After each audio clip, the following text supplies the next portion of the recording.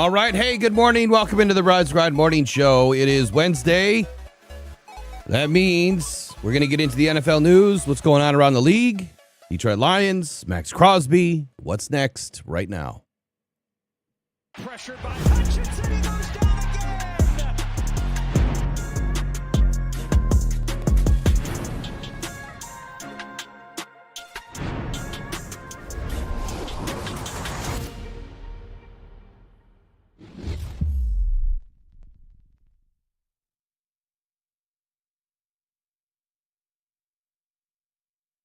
All right, what's happening, Lions fans and, well, other fans? Good morning. How you guys doing today? It's Wednesday, and, hey, that means it's kind of a midweek wrap-up.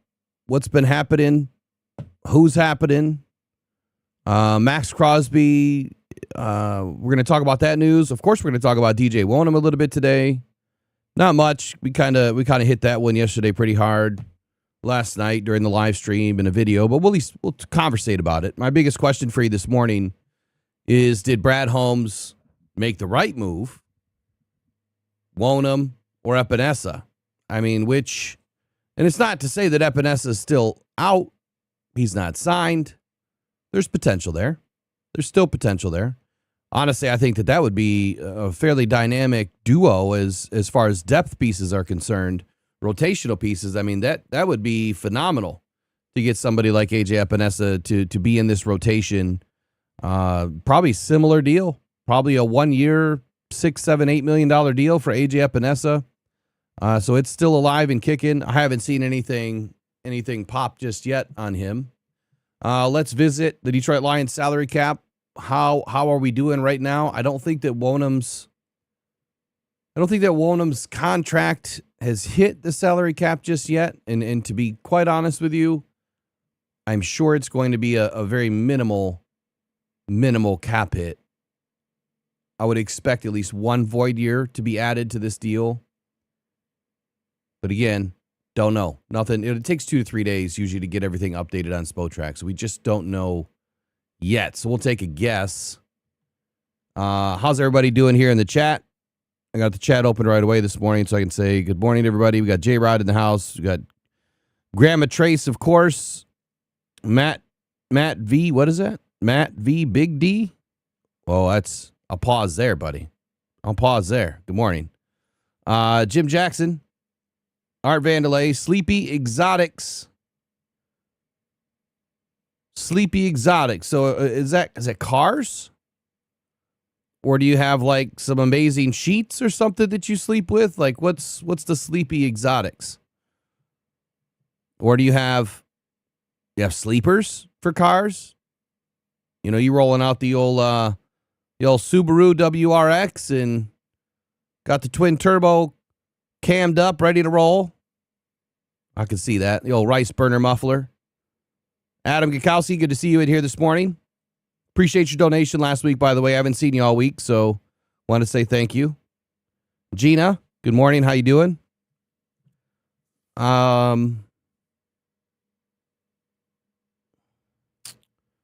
Let's see. Yeah, Brandy Coffee is no longer part of this channel, Gina. So I don't know where that's all coming from today. But yeah, not a part of this channel anymore. Who else in here? For obvious reasons. Renegade Philosopher. That's a nice name, man. Good morning. Attila, of course. J-Rod again. Warren King. Nightbot's at it. Nightbot says, want the Lions' latest news, rumors, and draft analysis? Free 6-month membership. Sign up today, DetroitFootballJournal.com. That's where I put all my draft analysis, videos, you name it. There's going to be some more things popping in there soon. Great news, big update, Precision Staining. I see you in here. Good morning. Robbie, I see you. Good morning. Anybody else that I didn't mention, it's not by purpose. K-Biz, I see you. Mike P, rather be fishing. So would I. David Beast Burn. David Eastburn. There we go. There we go. In Elaine Hill. Scott Herring, good morning. So the big update. The announcement that I made a couple of days ago, partnering with a major fitness brand. My bike's on the way. So I just got the email last night when I hung up that FedEx will be delivering, what's today, the 18th? Tomorrow. So that's pretty quick. So once I get everything put together, I assume I got to put it together. It's not going to come put together. And I'm able to get video done for them. We'll promote it, and we're going to get you guys an amazing deal on an expensive bike.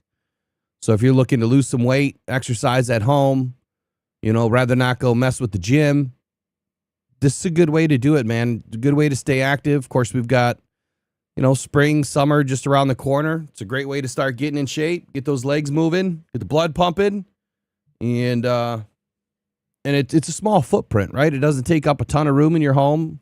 All you need is a tiny little space to pull the bike out, get some exercise. Got a big old giant screen on it, so you can get in there and race with people. It's kind of like like Peloton type stuff, but a fraction of the cost. So I'll announce more with that once we get everything set up, and super appreciative of them for thinking of me and wanting to partner on a fitness journey. Let's make it happen. Let's take a quick peek here at the Lions salary cap situation. All right. Right now, total cap $303.8 million. That's all contracts. 17th in the league right now. Double check my audio too.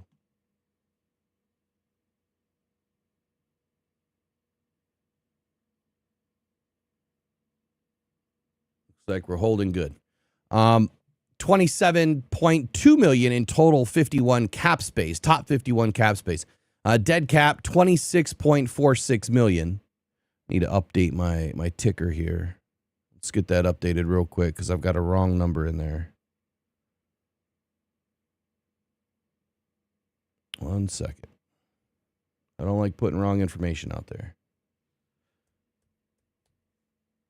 So we've got 27.20.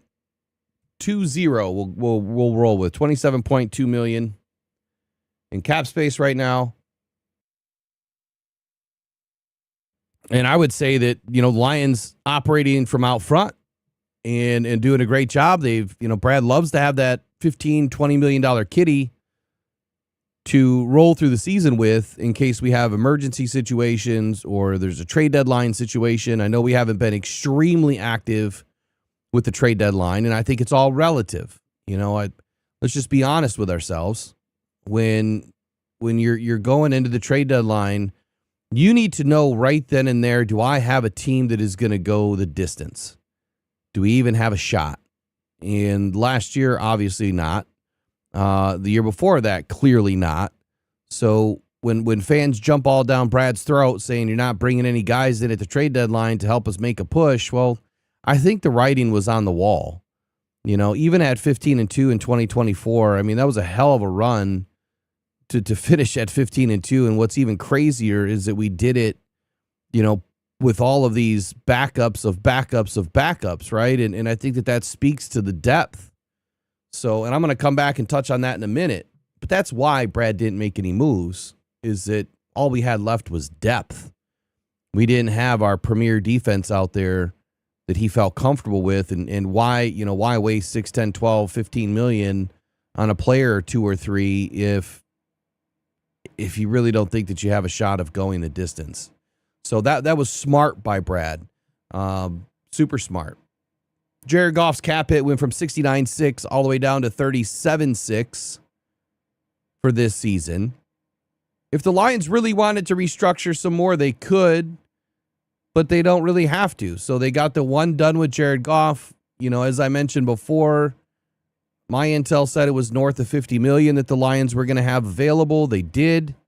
And now they're sitting at about halfway spent, and they have rookies left to sign. So this 27.2 is going to be closer to probably 13.5, 14 when we sign the rookies and the UDFAs. And we don't know how that's going to be affected by DJ Wonham yet. But I'll just I'll just say this, you know, if we go all the way down to the bottom here, we'll try to find a deal. See, like Juice Scruggs, I'm not sure what his overall contract was. Let's take a look. Oh, getting pop-ups here. Lovely. So he was on a 4-year, $6 million deal. That's not going to be a good one to weight it against. Let's go. What is up with these pop-ups? Make sure my extensions are on.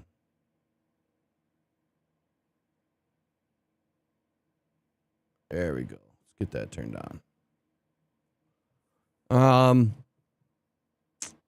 Okay, Cade Mays. That's actually a really good one to kind of weigh it against. So his cap hit this year is only $2.7 million, right? $2.77 million. And he has roughly an $8.3 million AAV. And so at one year, $6 million, it kind of gives you an idea. I would say that until we find out what his contract is, it's probably a $2 million cap hit or less. So now that number at 27.2, you're probably looking at about 25. And then the rest of it's going to be based on bonus, probably a void year, and then incentives to be able to get up to $6 million. I'm not sure what the guarantee is. Maybe it's 50%. I couldn't imagine it being much more than that. So it's going to be a good deal. And so right now, I would say the Lions are probably operating with about 25 million. But then again, if we pop him in at 2, then we need to go drop out, you know, one of the top 51. Oh, why aren't these labeled? So I need to go to the 10th, 11th name.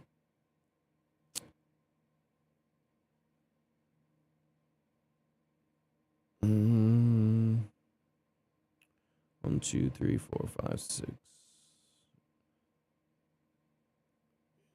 So yeah, probably $1 million will come off the top. 1.2, 1.3. If you're following me, what I'm trying to say is when they add in his contract, it's probably going to reduce about a 1.2, 1.3, somewhere in that neighborhood of the cap space. So you're going to have to drop the bottom 51 out, and you're going to have to add him in, and he's, you know, in that bottom third of contracts for the Lions. So hopefully I explained that and you understand what I'm saying. So the Lions probably sitting right around 26 million in cap space right now. So biggest question is, did the Ravens screw Max Crosby's future? 56% of you say yes right now. 45% of you say no. I'm going to explain why in a minute. I came across some information about Max Crosby, what his future is, where is he going to be, where's he going to play this year, and is he going to be Detroit? No, I don't think so. But I was a little blown away by one of his statements, and I didn't have a chance to go through his podcast, but the script that I have, the transcript, kind of walks us through what he's thinking and what happened, what was being said. And this whole thing, it just reeks, man. It really reeks. I feel for the dude, even though I don't want Max in Detroit. I never did. I mean, yeah, it's interesting to have a player like that on the other side, but financially, fiscally, responsibility-wise for the rest of the team, it just wouldn't make sense. It would be like a 1-year deal. You know, you'd have to move off of him after this season. And if you take a look at what happened with the Dolphins yesterday, now I went through this last night. This is exactly what I don't want to see the Lions to do, and that is to completely blow up the team and have to eat all of this cap space simply because they wanted to sign a bunch of guys in free agency or sign some big contracts.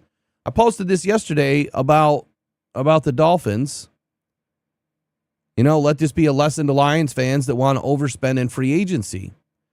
Tua Tagovailoa, $50 million, no longer on the team. They're paying that in dead money this year. $175 million in dead money, over half the cap space for 2026 is going to players that are no longer on the team. Tyreek Hill, $28.2 million. Jalen Waddle, 26.3. Jalen Ramsey, 20.9. Minka, 13. Chubb, 10.9. Armstead, 10.7. I mean, these are huge deals. Imagine if you had that kind of money available to go out and buy, purchase players. That's a wrong term. I hate even saying that. Acquire players, there we go, and spend that kind of money. What the Dolphins could have looked like this year had they gone out and got players, as opposed to now they're eating. I mean, they're legit waking up every morning, and instead of having eggs and toast, they're eating dead cat. They're eating roadkill every morning. The team's going to be in the dumps for years. So this is exactly what I don't want to see happen in Detroit, and I don't think Brad will ever allow it to happen. I really don't. This season is kind of a prove-it year, I think, for Brad and Dan. I haven't really talked about that much. It's kind of been on my mind a little bit. I'll make sure I'll write that down right now because I think it's a good conversation for us to have a little bit later this morning. Are they on a prove-it deal? And if I see one article or one piece of content come out right now where someone uses Dan and Brad on a prove-it deal, well, you know who's listening in the background because we have 24 people that come in and listen every day that don't like the stream, that don't subscribe. They stay in the back. They don't comment. And I know who you are. Good morning. Hopefully you're having a great day today. Producing clickbait. So, yeah, Dolphins are a tool. Is that what you put in there, Arf? Yeah, they're messed, man. They are messed up. They are completely messed up. Multi Mitch, good morning, man. How are you today? What are you sorry for? There's nothing to be sorry for. Nah, you're all good, bro. I'm not talking about you, man. I'm not talking about you at all. I'm talking about, other people. Other people. Our Vandalay says Ravens pulled the same thing with Michael Crabtree back in 2018. I don't remember that. But Michael Crabtree, just from my opinion, based on what I remember about old Crabtree, he's nowhere near the type of player that Max Crosby is. Like, Max is at the top of the league, top 5 defensive end in the league. Crabtree was probably a middling, top 30 receiver at the time. And I don't remember that deal, so I really can't comment on it because I don't remember what happened, but I think it's two totally different planes of player that we're talking about. But the fact that you've recognized that they've done it twice now, it's kind of nuts. Robbie says, I got to get this chat open just a little bit bigger. There we go. The Dolphins went Super Bowl or bust, and look what's happening. That's what some of these fans want Detroit to do, Super Bowl or bust. Did they go Super Bowl or bust? I think they were trying to build a team. I mean, obviously, the biggest mistake with the Dolphins, and again, this is something that I would never see in Detroit, I hope, is that you have a player that had so many concussions. I never thought he was going to get off the field, if he had another one.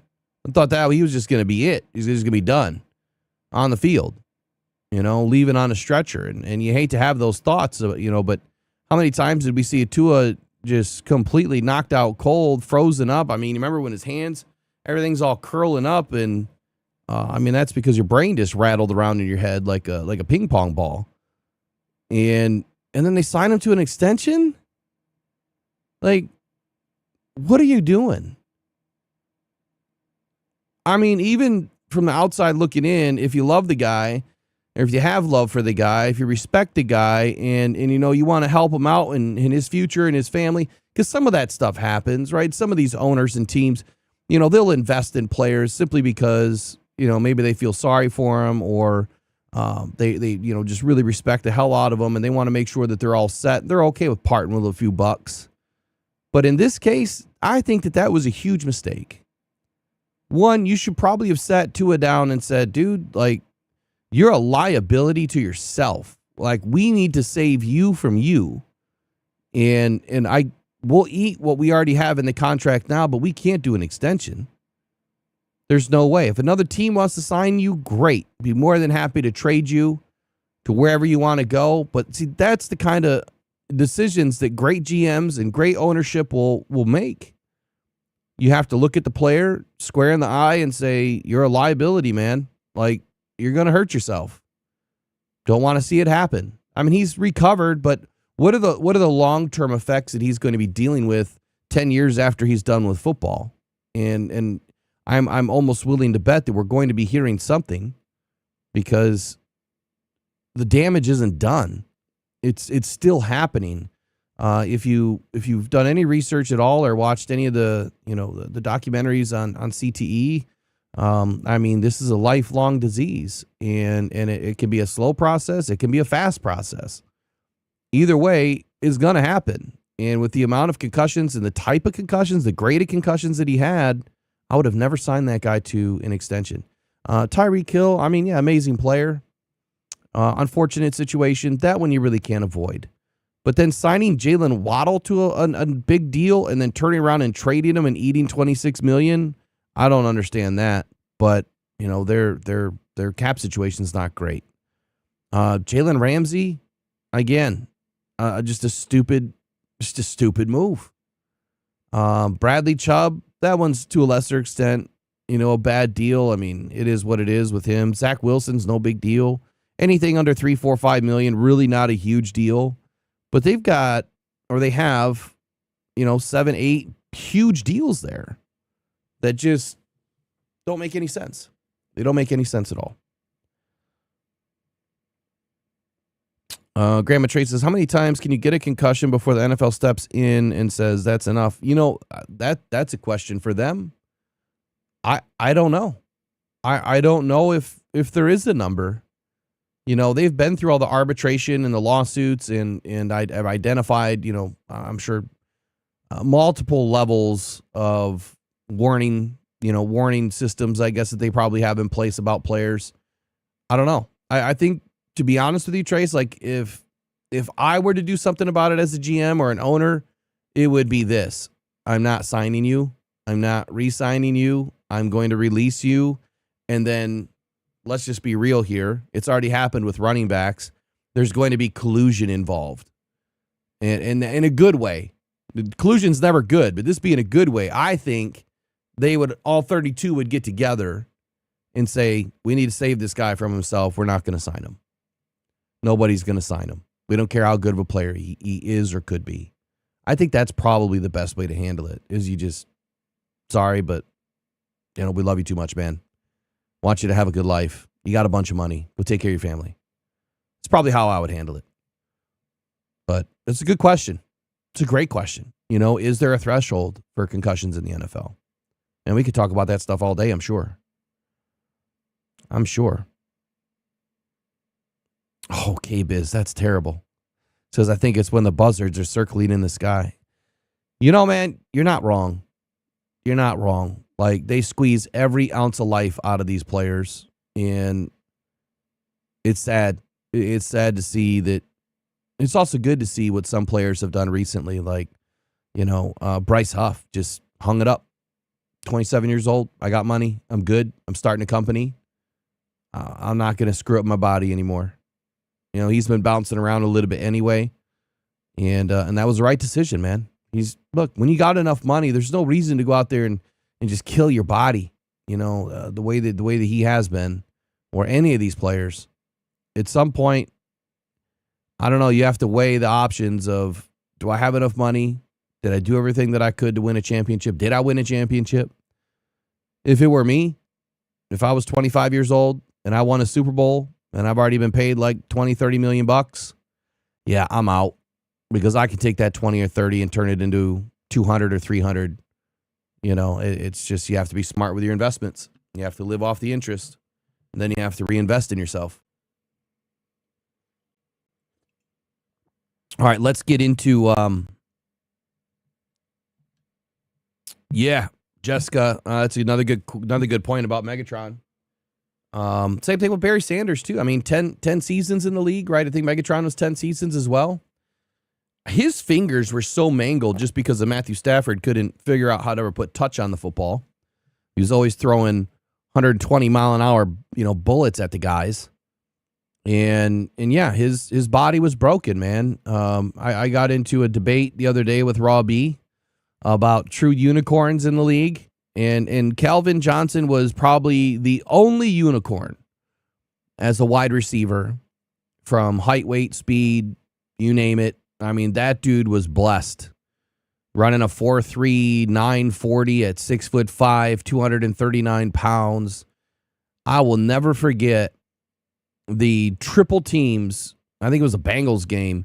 Triple teams going up and coming down with it, in the end zone or just shy of the end zone.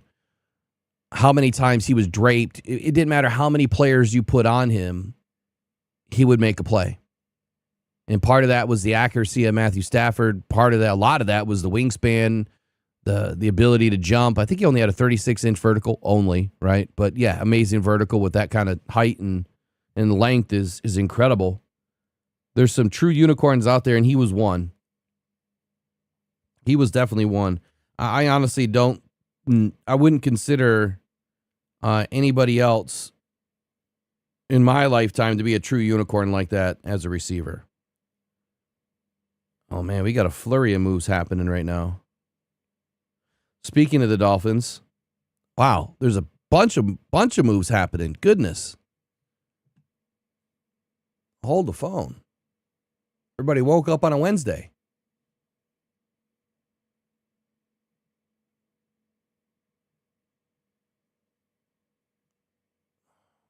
Let's see, who's reporting all this? Aaron Wilson?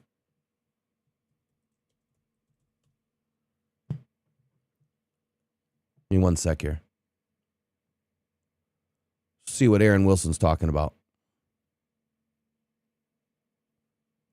I don't think we have any Lion stuff in here, but a lot of moves just going down here in the last few minutes. 34 seconds ago, Jaquan Brisker, 1-year deal with the Steelers. $5.5 million. Wow. 4.28 signing bonus. Wow, another deal just happened. Sebastian Joseph Day, that was a player that I thought could have ended up a Lion last year when he was in the free agency pool. It didn't happen. I'm surprised that they didn't look at him again this year. I know they did last year. 2 years, $11 million. I mean, that's not a bad deal for a guy like that. Chargers, Pipkins, a 2-year, $9.8 million deal. 49ers, they just signed Vedarian Lowe, about 2 minutes ago. Reported by Aaron Wilson. 3 minutes before that, Keaton Mitchell, 2-year, $9.25 million deal. We're starting to get some 2-year deals, huh? A lot of them. And before that, Titans signed Jacob Martin to a 2-year, $9 million deal. Our Eagles just signed Arnold Ebiketie. Well, I thought that was already known. Maybe it's just the contract that's getting added here.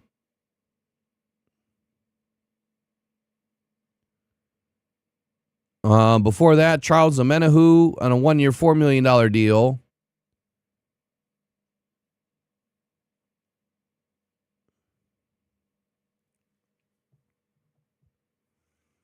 And this is just the information on Al-Qadim Muhammad, the 1-year, $4 million. So maybe some of this stuff is not really new deals. I mean, I can't remember all of them, and I don't know why he's putting all this stuff out right now. Maybe it's just the contracts he's releasing, because I think some of this stuff is old news. We call that bait to click. Right? All right. Max Crosby up next. Let's get into it. Pressured by Hutchinson, he goes down again.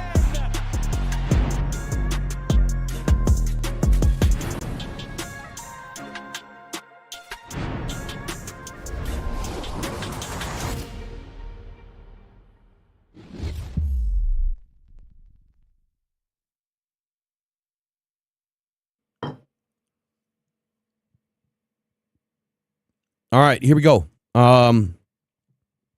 A couple things in the chat. Detroit Superfan says it would be sweet if we could still get Bosa or Clowney on a cheap deal. Yeah, I don't see it happening. I really don't. I especially Clowney, because he has a very similar knee issue, as reported anyway, that Kirby Joseph has, or Kirby has a similar issue that Clowney has. And that's why Clowney's never had those long-term deals, because that knee issue. And he's outlived it. Like, he's really outpaced his career, somehow staying healthy, and has been fairly productive. But, you know, we talked about this the other day with All 22 too, that, you know, Clowney in spurts has been good, but I don't think that we want another player that has the potential to be injured. He's more on that super high risk injury pool, and Bosa's the same way. Like, Bosa's been injured nonstop. That's super high injury pool, and he's going to want 15 mil. So, yeah, that neither of those deals are happening. No way. No way. No way. Jess Lynn, what are you talking about in here? Could care less. Here, let me help you with that. Who's Jess Lynn? Something unsubbed?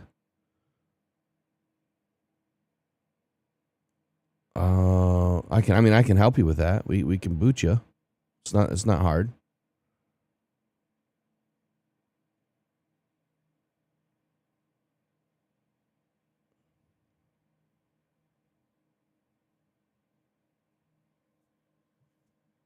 Okay. Don't mind Bosa based on the contract terms. I wouldn't. What'd you say? I wouldn't give him 15 mil. Yeah, no, Bosa's a hard no, man. Injuries, brother. Injuries. He's injured more than he plays.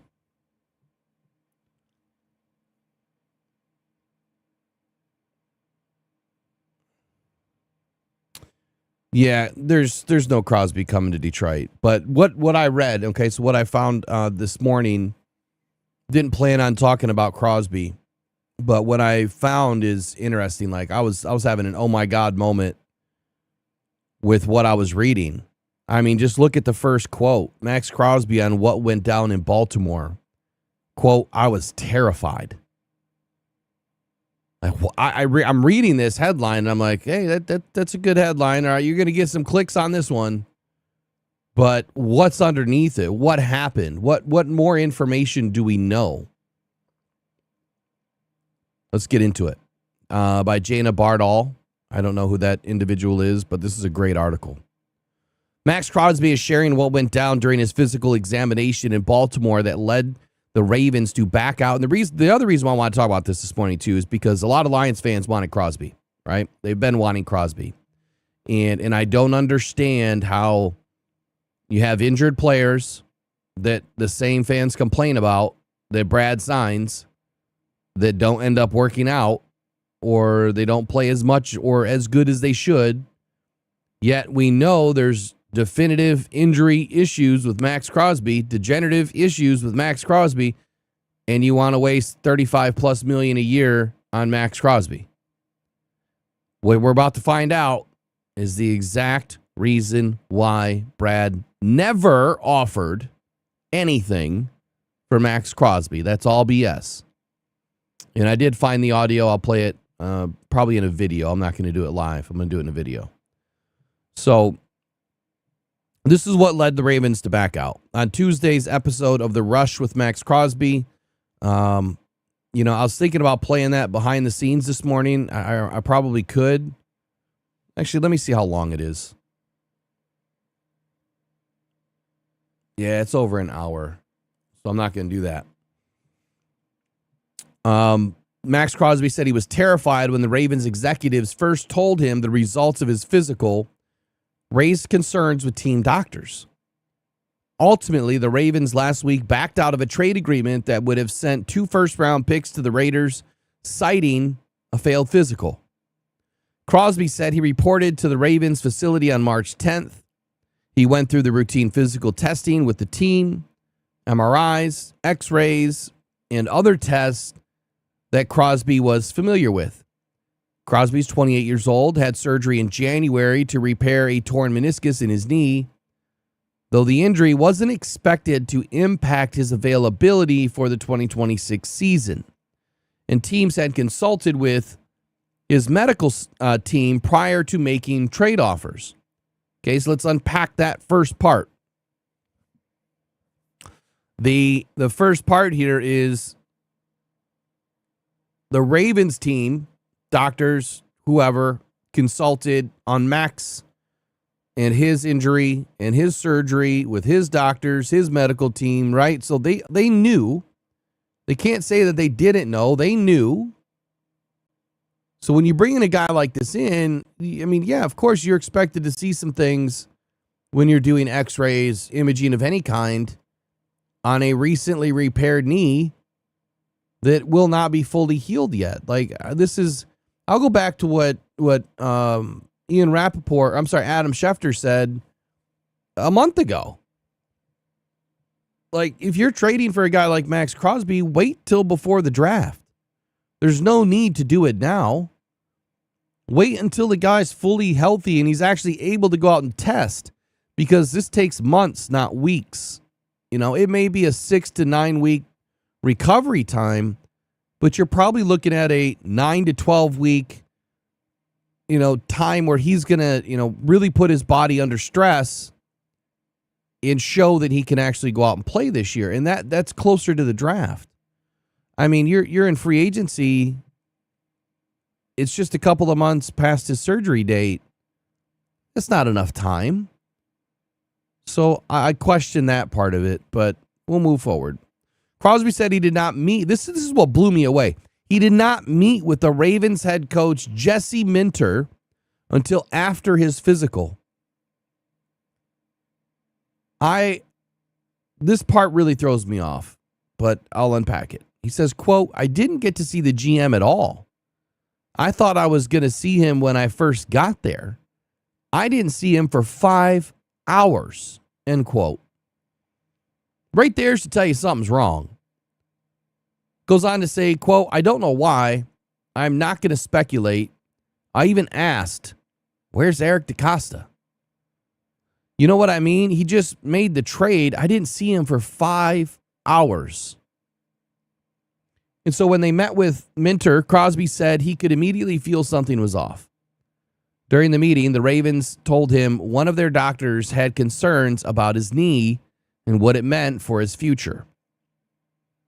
He said, quote, "I'm so excited. I'm fired up. This is a new opportunity." And you could just tell the energy was off. I dapped Minter up. He had a blank face.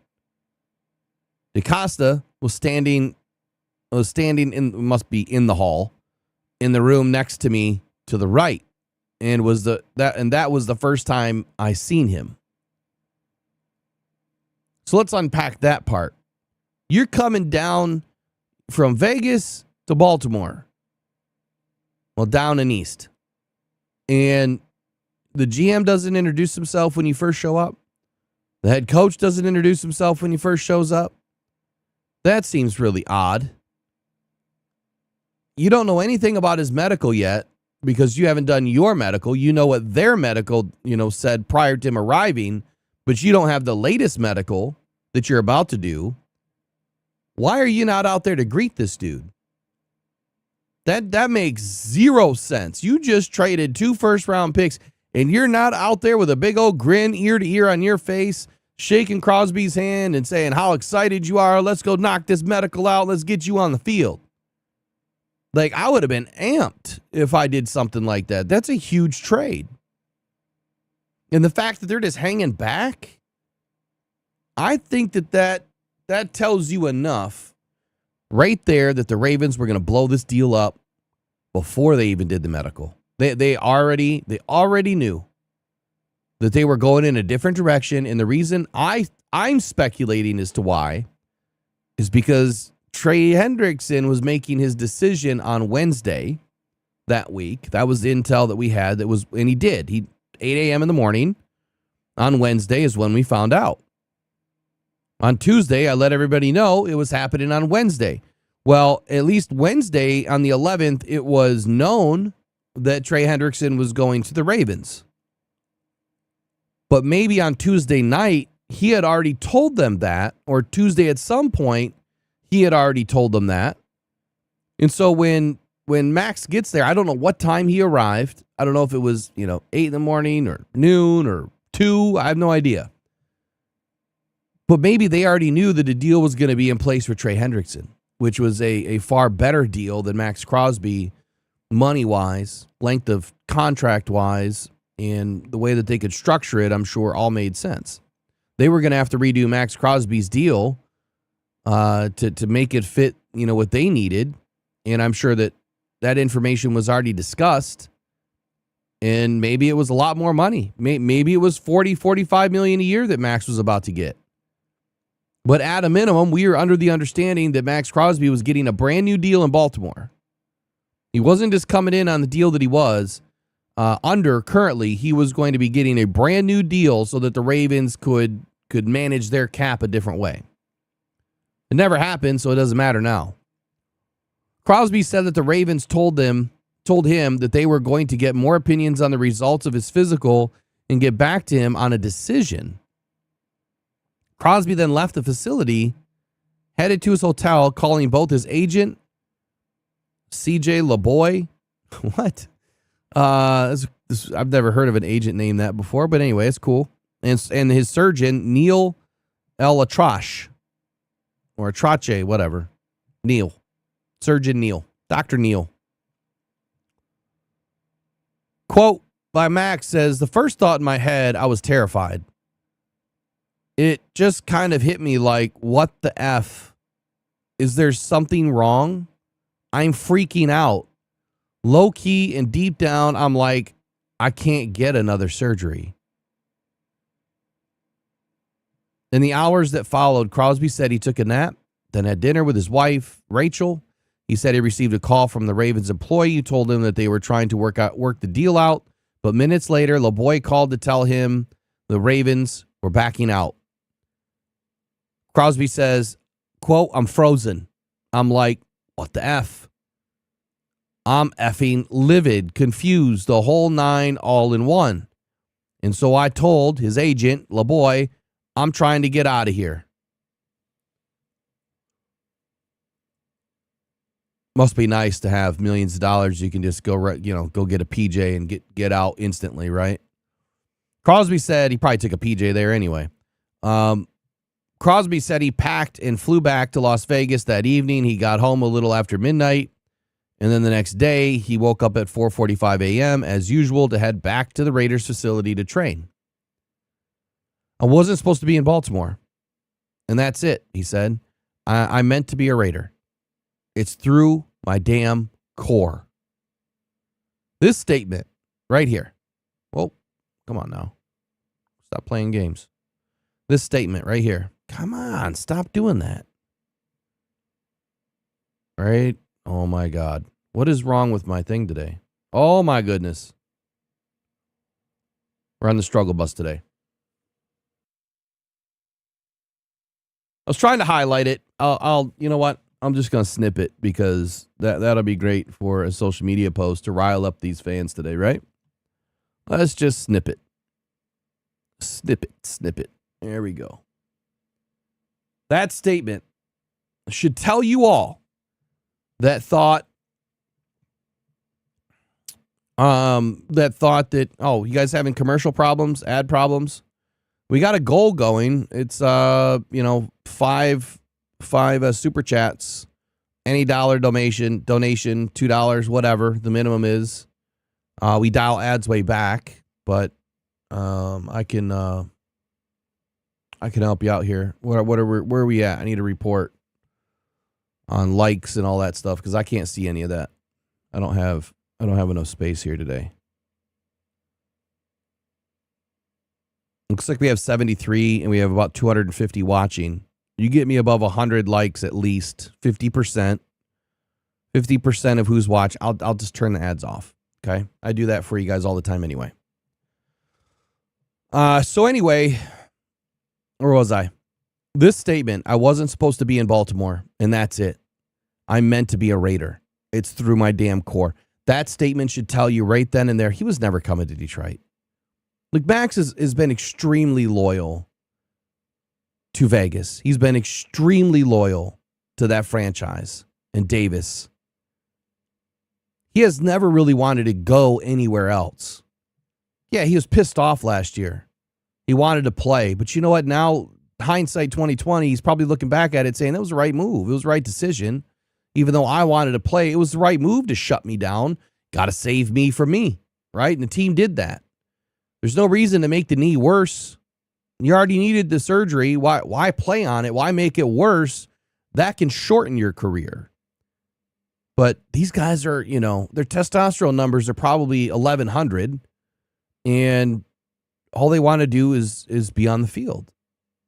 He's a before 5 a.m. guy, just like me. You get a lot done before 5 a.m. I think you feel better when you wake up before 5 a.m. and you get a lot done.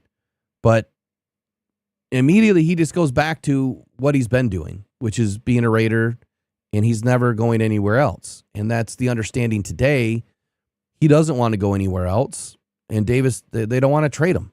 It's done. And what just happened probably ruined any future opportunity for Max. Now, the question is, what the heck's going on with his medical, right? Let's try to figure that out.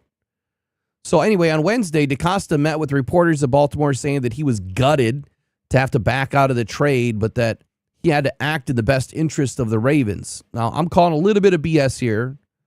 Now, remember, I got a lot of love for Coach DC and what he does, and I'm not trying to trash the Ravens or anything like that. That's never my goal. But I think there's some BS here. I think that the Trey Hendrickson deal was getting done, and they just saw a window of opening where it was going to be better for the franchise overall monetarily. They don't have to give up any picks either. And so, yeah, of course that's a better deal. And they still got a really good athlete. They still got a really good edge rusher, top 10 guy, many think top 5, but definitely top 10. So DaCosta said, quote, "We were really excited about essentially adding Max to our team. Calling Crosby one of his favorite players in the league is devastating for me to have that conversation. It's also very, very hard for the player." Okay, that's number one. Here's number two. Ravens get Trey Hendrickson, but Max Crosby trade reversal could damage reputation. Well, you're damn straight it could. You're damn straight it could, because the Ravens backed out on this deal. I mean, this was not something that happens very often. Not to this extent. Not to this magnitude. I'll just start at the top. First who wrote it, Jeff. Good luck with that name. Jeff Z. Says, let's be clear. No one comes out of this aborted Max Crosby trade looking good. The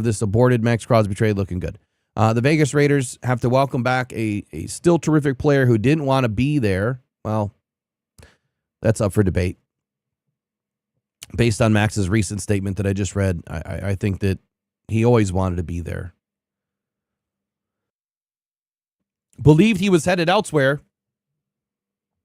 and could now be considered damaged goods by other teams. And I think that's kind of what has just happened to Max Crosby is, all these other teams are looking at this from the outside looking in. I don't know if they can get access to the medicals. I would probably say not because of HIPAA, unless someone shared it with them, like Max or Max's agent. Everyone's probably wondering what the hell's going on with Max? What's wrong with him? What did they find? So Crosby's future, starting with where exactly he'll play in 2026, is now muddled with questions, and the Baltimore Ravens, they look worse than anyone. Their decision to back out of the Crosby trade less than 24 hours before it was eligible for completion and pivot quickly to Trey Hendrickson could have wide-ranging ramifications. Well, I think it has. I mean, the Ravens don't look great right now, but they got a better deal. Trades are subject to a player passing a physical. So if the Ravens didn't like what they saw Tuesday, then Crosby was examined in Baltimore by team doctors and had an MRI on a surgically repaired knee, and they were well within their rights to back out of the deal. Yes, they were. 100% if they didn't like what they were going to see. But be honest, what did you expect to see? a surgically repaired knee that wasn't fully healed. Everybody knew that. Everybody knew that. So there has to be something else. So anyway, they're well within their rights to back out of the deal and hold their 2 first-round picks. They agreed to send Las Vegas, and that's what they did. Now, they must also know, or they must now also deal with the scrutiny of the decision, whether they like it or not. The optics aren't good, and the questions are already being asked. Did the Ravens see something in that physical that prevented them from going through the deal? That's what everybody wants to know. Or was this a classic case of buyer's remorse? And that's what I was saying last week is, man, you just got the call from Trey Hendrickson. I don't got to spend first-round picks, and I'm going to get you at a better deal. I got to come up with an excuse. So with a team that had never before traded a first-round pick for a player, the Ravens, realizing that sending 2 for a 28-year-old pass rusher 2 months removed from meniscus surgery was a regrettable decision, and a failed physical was the only way out. So I'll ask Lions fans again, where are your heads? Because what that statement I just read, sending 2 first-round picks for a 28-year-old pass rusher, 28, with one of the highest top 5 contracts in the league for edge, 2 months after meniscus surgery, and he's also had 8 other surgeries before this, and yet we complain about bringing in players that are injured. Please tell me how many times you've banged your head against the wall thinking that this was going to be a good deal for Detroit. I don't get it. I mean, just on the surface, I would have told everybody that this was a bad deal. But underneath it, I mean, I don't even need to argue with people about we need another edge on the opposite side of Aiden. I could remove all of that and just say this deal would have been stupid. Just on the surface. All right, so let's keep going. If nothing else, the decision revealed by the Raiders on their X account, let's take a look at that. The Baltimore Ravens have backed out of the trade for Max Crosby. We will have no further comment. Well, that was professional. So it still needs to be explained publicly by anyone associated with the Raiders. It does. They're not going to. At least not very in depth. And plenty of skepticism around the league, and that only grew with Baltimore's quick about face to Hendrickson. Yeah, I think that was probably the worst optics of it all. So such skepticism threatens to permeate through the Ravens' future dealings with other teams. I can't imagine that many teams are ever going to feel comfortable doing a deal with the Ravens, at least for many, many, many seasons. Probably more than 3. The last thing the Ravens owner, Steve Bisciotti, said, and general manager Eric DeCosta, or the last thing that they want is the organization to be labeled untrustworthy in negotiations. Well, you just screwed that up. So dealing with the trade fallout's embarrassment is regrettable enough. Then there's this. The Ravens won't have Crosby. That's the most damaging thing of all. Maybe Hendrickson at 31, or maybe Hendrickson, 31, proves a more than adequate replacement. But Crosby has few peers in the NFL. And what he's saying there is there are a few players better than Crosby. Crosby, who has 69.5 career sacks and is a 5-time Pro Bowler in 7 seasons, was the key to DeCosta's reshaping of this Ravens roster. He filled the team's biggest offseason need. He gave the Ravens something that they've lacked for years, probably since Terrell Suggs. Man, he was an animal. I loved watching Suggs. So a dominant pass rusher, capable of making game-changing plays at any moment. That's what the Ravens don't have. But they also have Trey Hendrickson, who I believe can be a game changer as long as he stays healthy. He's not Crosby. He doesn't have the twitch of Crosby, but he has the discipline, the patience, the strength. He has the requisite height, weight, speed. He has it all. He just doesn't have the twitch or the motor that Crosby has. So now, as the Ravens celebrated getting that guy, numerous defensive upgrades agreed to free agent deals elsewhere. And Baltimore's roster sprang more holes than it had last Friday night. So imagine that for a moment. You've got players that want to come back to the Ravens simply because they just heard they're getting Max Crosby. Well, hell yeah. Hell yeah, I want to go back. I'll sign for less money. We're about to level up. And then the deal blows up, and then those guys were like, yeah, you know what? I got second thoughts too. I'm going to go somewhere else.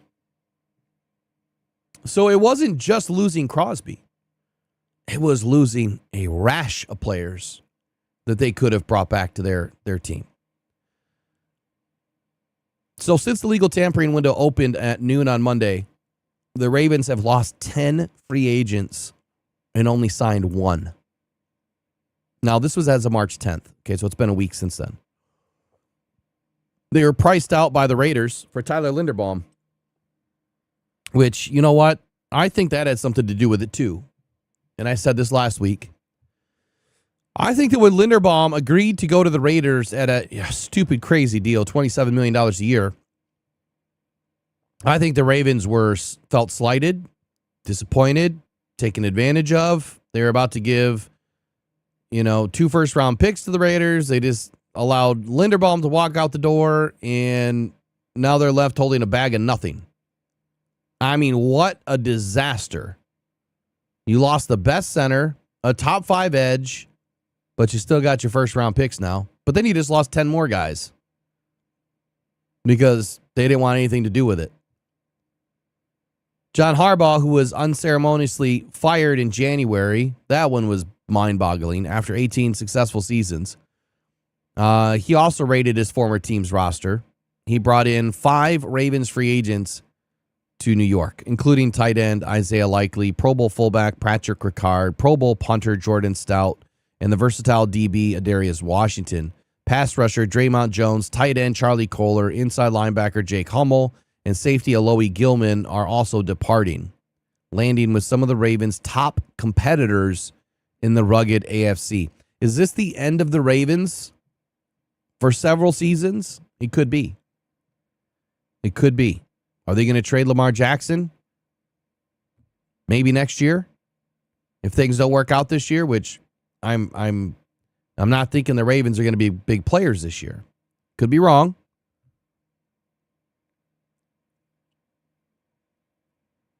Okay, so the fallout of the Crosby debacle, it feels far more appropriate to talk not about what the Ravens gained, but rather what they may have lost. Some of the instant and anonymous reactions from around the league about teams, agents, and players are now being wary of dealing with the Ravens. This is huge. If you are now blackballed in the NFL, and that could, like I said, it could last a couple of seasons. That is huge. And so here's what else is going to happen. And I've got some other information on Max Crosby's knee. Just give me one sec. Here's what else is going to happen. The Ravens, if they want to make some deals, if they want to make some trades, if they want to trade, let's say Lamar Jackson, or if they, want to trade for a player, or even re-signing players, they've already dealt with this now over the last 7-8 days, where they're having difficulty in doing so. But think about the other teams now. They hold all the cards. The Ravens are going to feel like they're the ones not controlling the conversation anymore. They're the ones that are going to end up giving in. They're the team that is going to be at the table that talks first in the negotiation, and they lose. Imagine now, if you're in the 2026 NFL draft and a team wants to trade with you, I don't even know where they're picking. We're at 14. Let's say that, a team moving to 14 with the Ravens would normally cost, let's just say, a first and a third. Well, that may be a second and a third now, or that may be a first and a fifth. They're probably not going to get the value. Maybe they just won't do the deal, but they're not going to get the value anymore because teams are going to have the upper hand because the Ravens are going to feel like they're in a no-win situation all of these other teams have the leverage because they just shot themselves in the foot with everybody. So the fallout here is far and wide. The implications are huge for what they just did. I'm thinking about this last night, and I'm like, why didn't I think about this last week? I'm reading through this article, and it's just making more sense. The Crosby drama was bad enough, but now they're probably going to go through a few seasons of having zero leverage. Zero leverage. And this is the league that you thrive on making trades and bringing in free agents.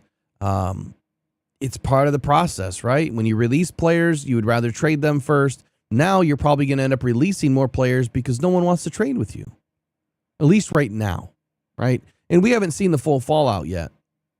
I think we need to keep our eye on it over the next couple of seasons. Obviously, we have a great asset in Coach DC and what he thinks and how he feels. And next time I have him on, I'm going to ask him about some of these things because I think it's a great conversation. You know, like, where's the leverage line now? I know from all the high stakes negotiations I've been in, you don't talk first, right? You go in with your agenda, you stick to your agenda. I feel like the Ravens no longer have an agenda. They don't have the power. So Baltimore's relationship with the Raiders probably just sustained irreparable damage, I would agree. But general managers, agents, players gravitate towards the best deals, as Hendrickson did on Wednesday. So this will ultimately fade. True, I think it will too, but when? In the short term, the Ravens won't be able to completely avoid the finger pointing or shake the perception that they were in the wrong here and didn't act in good faith. Even if they were fully convinced that they did everything by the book, there's, to a lesser extent, people in the league going to feel the same way. The Ravens won't get the benefit of the doubt because they've been involved in similar situations before, albeit with a far less accomplished player or players. Here's what what's his name was saying earlier. In 2018, they agreed to a 4-year, $29 million deal with Ryan Grant, but they scuttled the deal over concerns about his physical, specifically his ankle. Grant played 14 games for the Colts in 2018. His NFL career was essentially over after seeing action in only 2 games for the Raiders in 2019. 2 years later, the Baltimore Ravens backed out of a 3-year, $30 million agreement with Michael Brockers. It's probably a good idea. But didn't he end up in Detroit and scuttled our team and our cap? Yup. After a physical yielded questions about his ankle, Brockers returned to the Los Angeles Rams, missed only 1 game in 2020, and then played parts of 2 seasons with the Detroit Lions. Thank you, no thank you. You really screwed us. Thanks, Quintricia. Physicals are subjective to all, or with all 32 NFL teams, but the opinion of one team's medical staff isn't necessarily shared by others. And some teams' medical staffs will clear a player while others won't. That's the reality of it. And several trades over the years have been nullified when one player involved didn't pass the physical. Now, per league sources aware of the situation, the Ravens sought the opinion of independent doctors to review the results of Crosby's testing. The Ravens aren't going to publicly comment on what they found. We need to know, right? We need to know. Well, we don't need to. We don't need to know anything. It's not our business, but I would love to know. So disclosing medical information for another team's player is a no-go for many reasons, obviously HIPAA. But the findings were concerning enough for them to back away from a trade that they were seemingly ready to celebrate. So they found something that is bad. What it is, maybe Crosby will tell us. I don't know. Bisciotti and DaCosta are going to be guided in these matters by the opinion of the team's medical staff, and if they're being told there are legitimate concerns that could impact Crosby's readiness for the 26 season or affect what kind of player he'll be in future years, this is a damning statement. Okay? And for this type of stuff to come out, and if there are other statements that come out, which I don't think there's going to be much by the Ravens, the fact that you're questioning Crosby's readiness for the 2026 season, well, that'll get answered this year, but affect what kind of a player he'll be in future years? What is it that they found?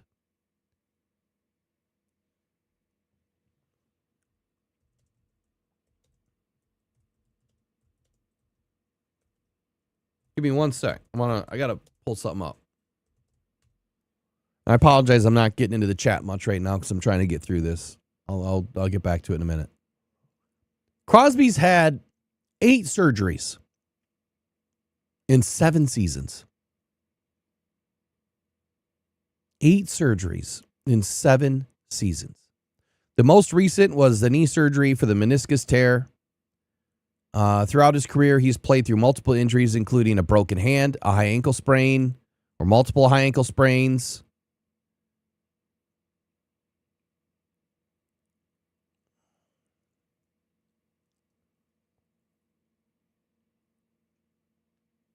I'm trying to grab the info here. I'm just waiting for it to deliver it.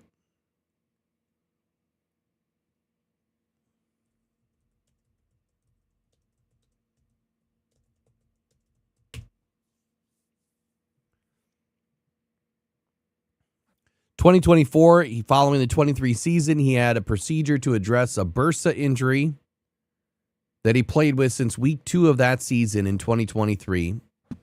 I mean, the fact that you have, like, if you had your bursa removed, like, I had to talk about this with my ortho doctors because I have bursa issues too. But even if you remove it, doesn't mean that it can't happen again. So I didn't do it.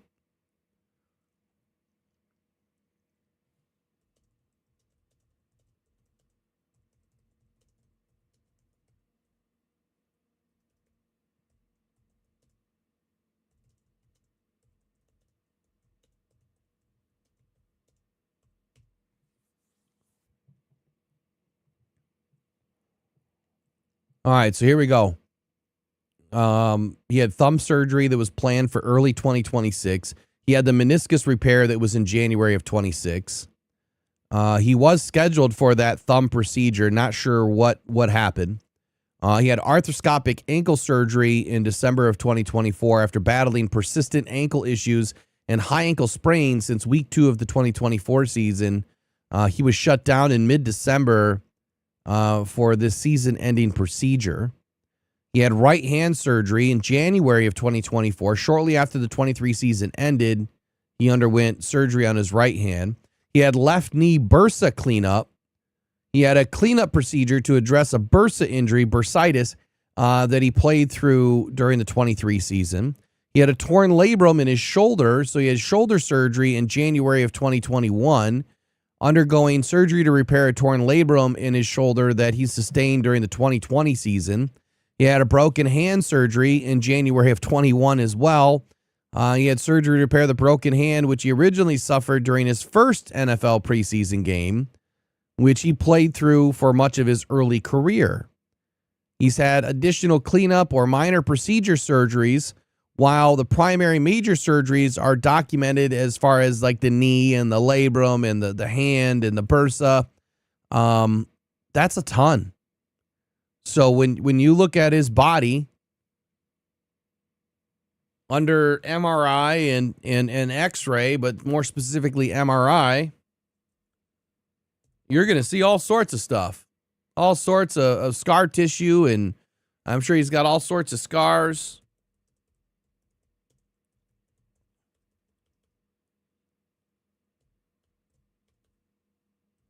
But the question is, what are they seeing? I bet you here's what they're seeing. Just going to take a guess, an intelligent guess, educated guess, whatever you want to call it. So we'll look up one more thing.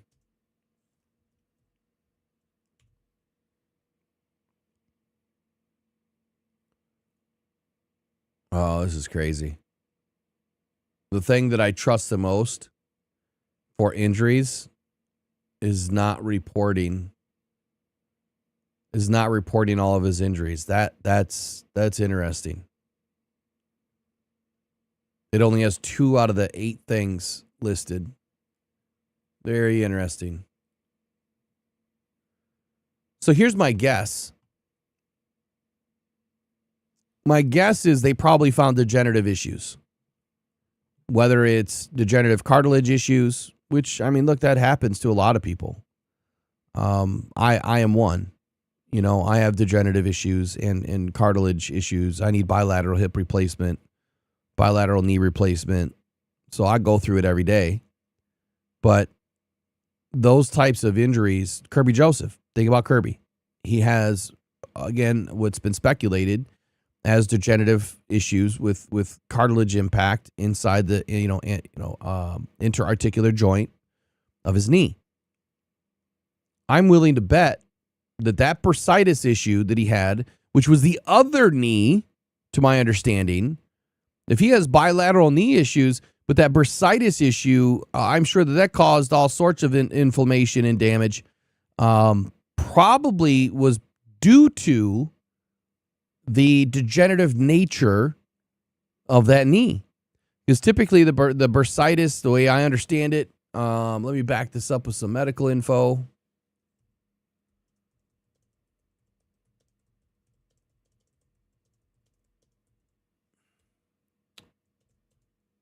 One sec.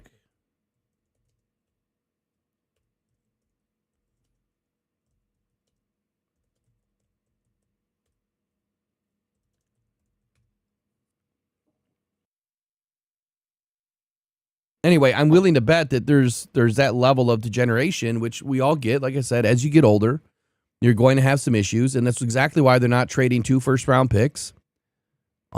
While this is building, I'm going to keep going here, but the questions do remain. You know, what did they know about the extent of Crosby's knee and the meniscus surgery he had in January? Didn't they do their homework? Like, again, these are more like this is, well, come on, some really damning information here against the Ravens. Or they clearly must have found something, but didn't they do their homework, right? Didn't they review the medical records? Well, they did. It was already said in the previous article that they did. So if they review the MRIs and the medical records and understanding, knowing before the trade that Crosby has had 8 surgeries in 7 seasons, a thorough review of his medical records would have seemingly been step 1 prior to the trade. So they should have known all of this stuff. None of this stuff should have been a surprise.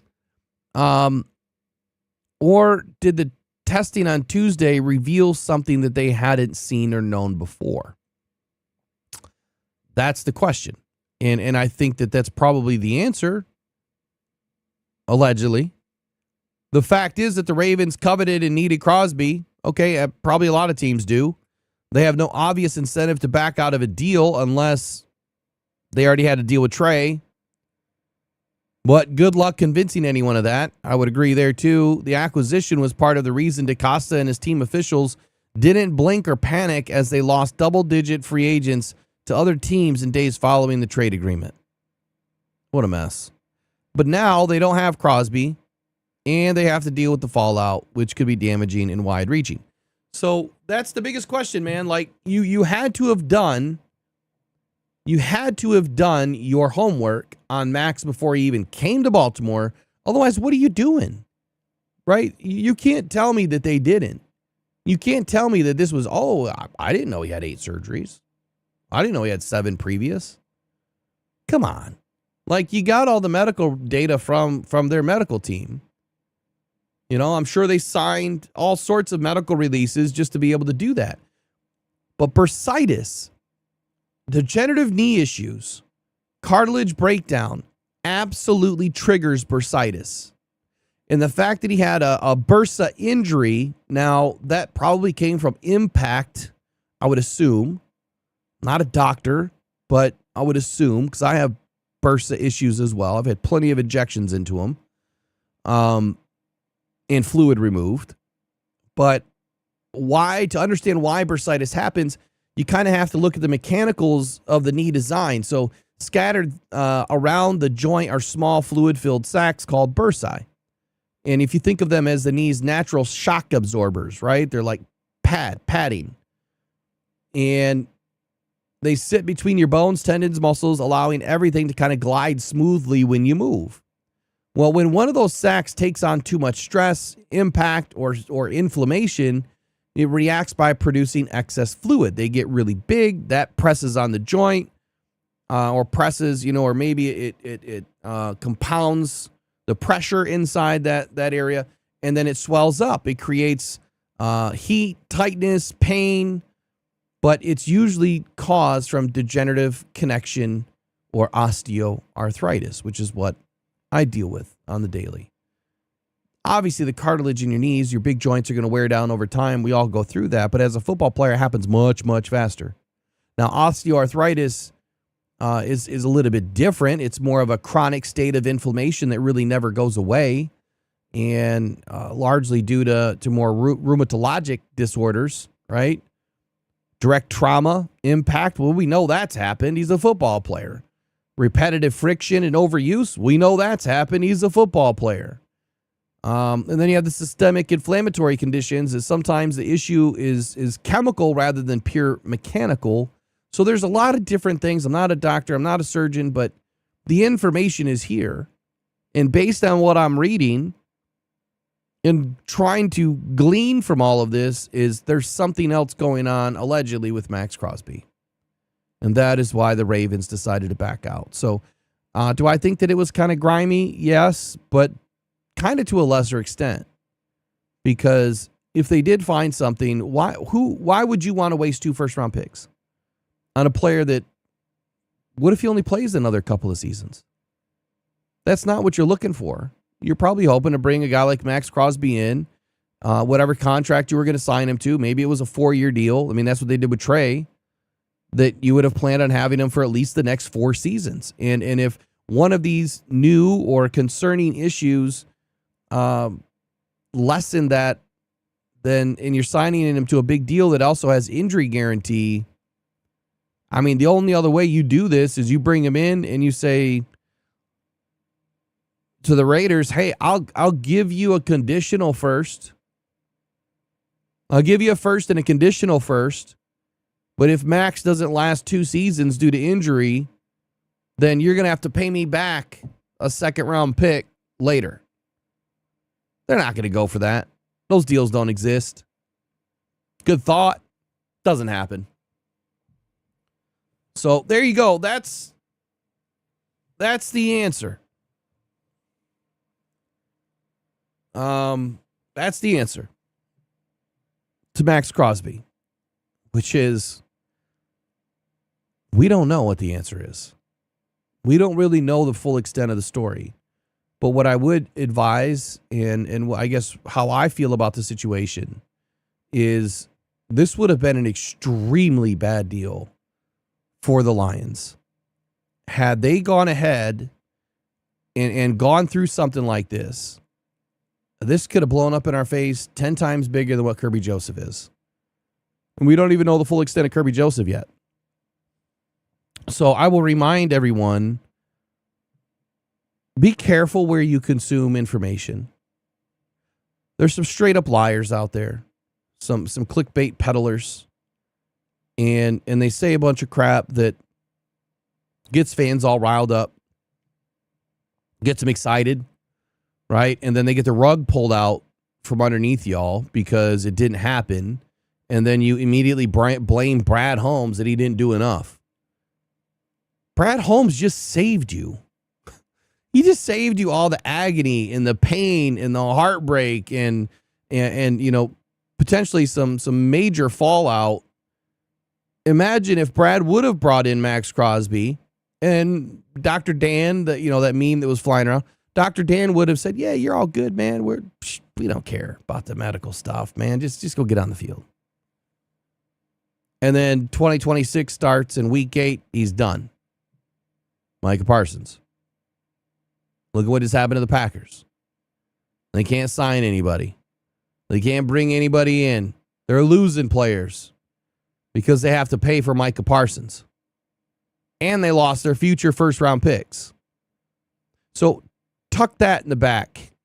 Whenever you think and hear, or whenever you hear about these big grandiose stories or wild trade ideas, just think of Micah Parsons on how he won't play this year, potentially.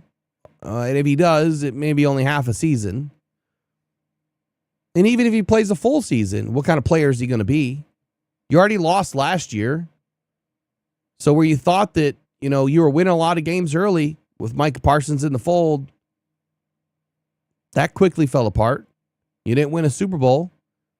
You make a move like that, you're trying to win a Super Bowl now, not next year.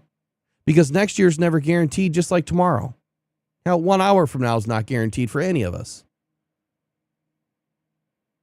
Point is Brad just saved us, this team, a ton of heartache. Because he was never involved. My intel says that Brad never made one phone call about this. Or I should say, never offered anything. Not that he didn't make a phone call. That he didn't offer anything for Max Crosby. Everybody does their due diligence. But my intel said from day one that this was never going to happen. And I told you guys that prior to anything else. And then we start seeing all that stuff fly out during the combine. And it never came to fruition. And I have some other audio that I'll share, but I'm going to put it in a video because that'll hopefully be out tonight. The audio does exactly tell you that the Lions were never involved. They were never mentioned, not once. So it sucks, man. It sucks for Max. It sucks for the Ravens. It sucks for the Raiders. I mean, everybody involved. I hate to see a player like Max, not be able to play the game that he loves, and if that should happen, I mean that would just be terrible for him, right? You still root for guys. I mean, of course, I still root for a guy like Max. He's a great dude. We'll see where it goes, but that's the report on Max. That was my oh my god moment as I'm going through this and realizing there potentially is something a lot larger here than what meets the eye. That it maybe is a little bit more of true concern and less that the Ravens were just walking away. But the other half of me says they got a better deal with Trey Hendrickson and they were going to walk away regardless. And the reason why I say that, and I guess we have to kind of take what Max says to a lesser extent as face value, because what he is telling you that these guys weren't even meeting him. They, the DaCosta and the coach didn't even come up to meet him right away when he gets in. That kind of makes you feel another deal already happened. It's like your girlfriend just cheated on you and she's distant. Something's not right. Your husband cheated on you and he's distant. He's just weird, right? Just awkward moment. And then you find out later what happened. Now it makes sense. So maybe Max got cheated on. Trey Hendrickson was already coming in. So it is what it is. That's the Max story of the morning. Be right back here in 30 seconds. Let me give me a quick voice rest here, and I'll be right back. Appreciate you guys all for joining. Don't forget about DetroitFootballJournal.com. That's where I post all of my articles. We got 2 more popping today. The final 2, I forgot to post them yesterday. It was just a wild day yesterday. So be right back.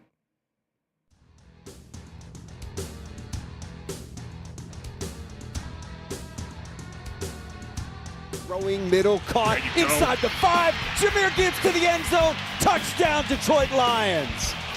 14 yards on the strike. Goff to Gibbs. You can't cover that man one-on-one. You just can't do it. Nice job. Jared takes the snap back, looking, throwing middle. Got Amon-Ra inside the 2, to the 1, to the end zone. Touchdown, Detroit Lions. Amon-Ra, St. Brown. Amon-Ra, St. Brown.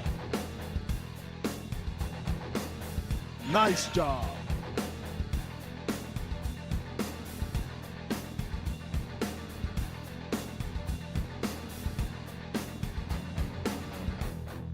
Mariota's got it back. Pressure comes. He's hit. Slips out of it. Rolling to his right. Now he's going down. Brian Branch got him. Sack for the Lions. Snap taken by Mariota. Wants to throw it. Gonna get hit. Gonna get sacked. Yes, Take it down. Brian Branch got him second time today. Nice job.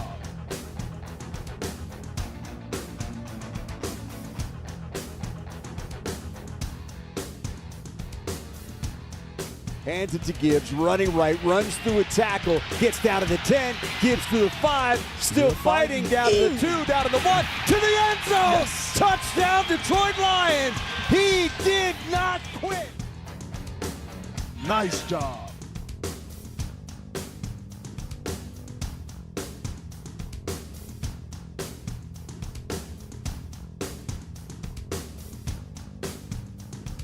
Off to throw again, does, middle, J-Mo angling to the end zone, touchdown Detroit Lions! J-Mo flips into the end zone for 6. Nice job.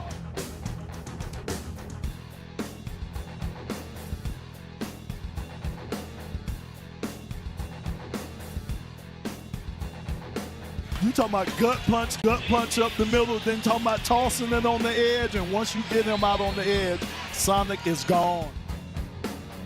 Inside the 20, inside the 10, inside the 5, touchdown Detroit Lions, 44 yards. Jahmyr Gibbs putting together a day. Hat trick. Nice job.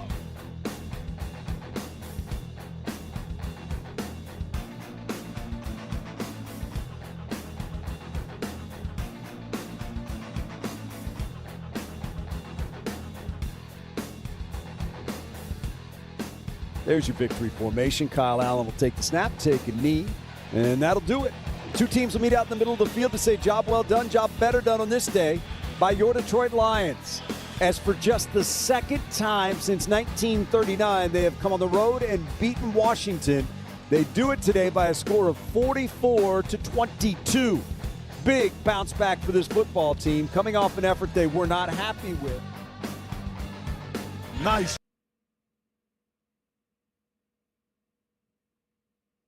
Pressured by Hutchinson, he goes down again!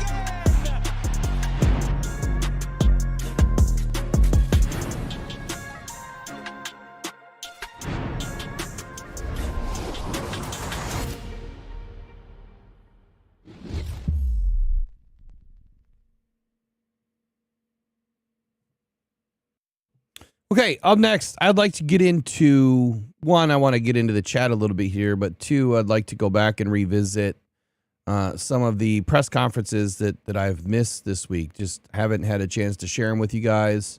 I'm sure you guys, a lot of you have already consumed the information. That's okay. It would really be nice if I could get my chat back to where it belongs. I don't know what the hell's going on here.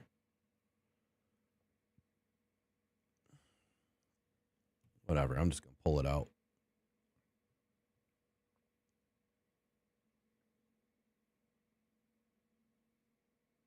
It's being ridiculous. Come on.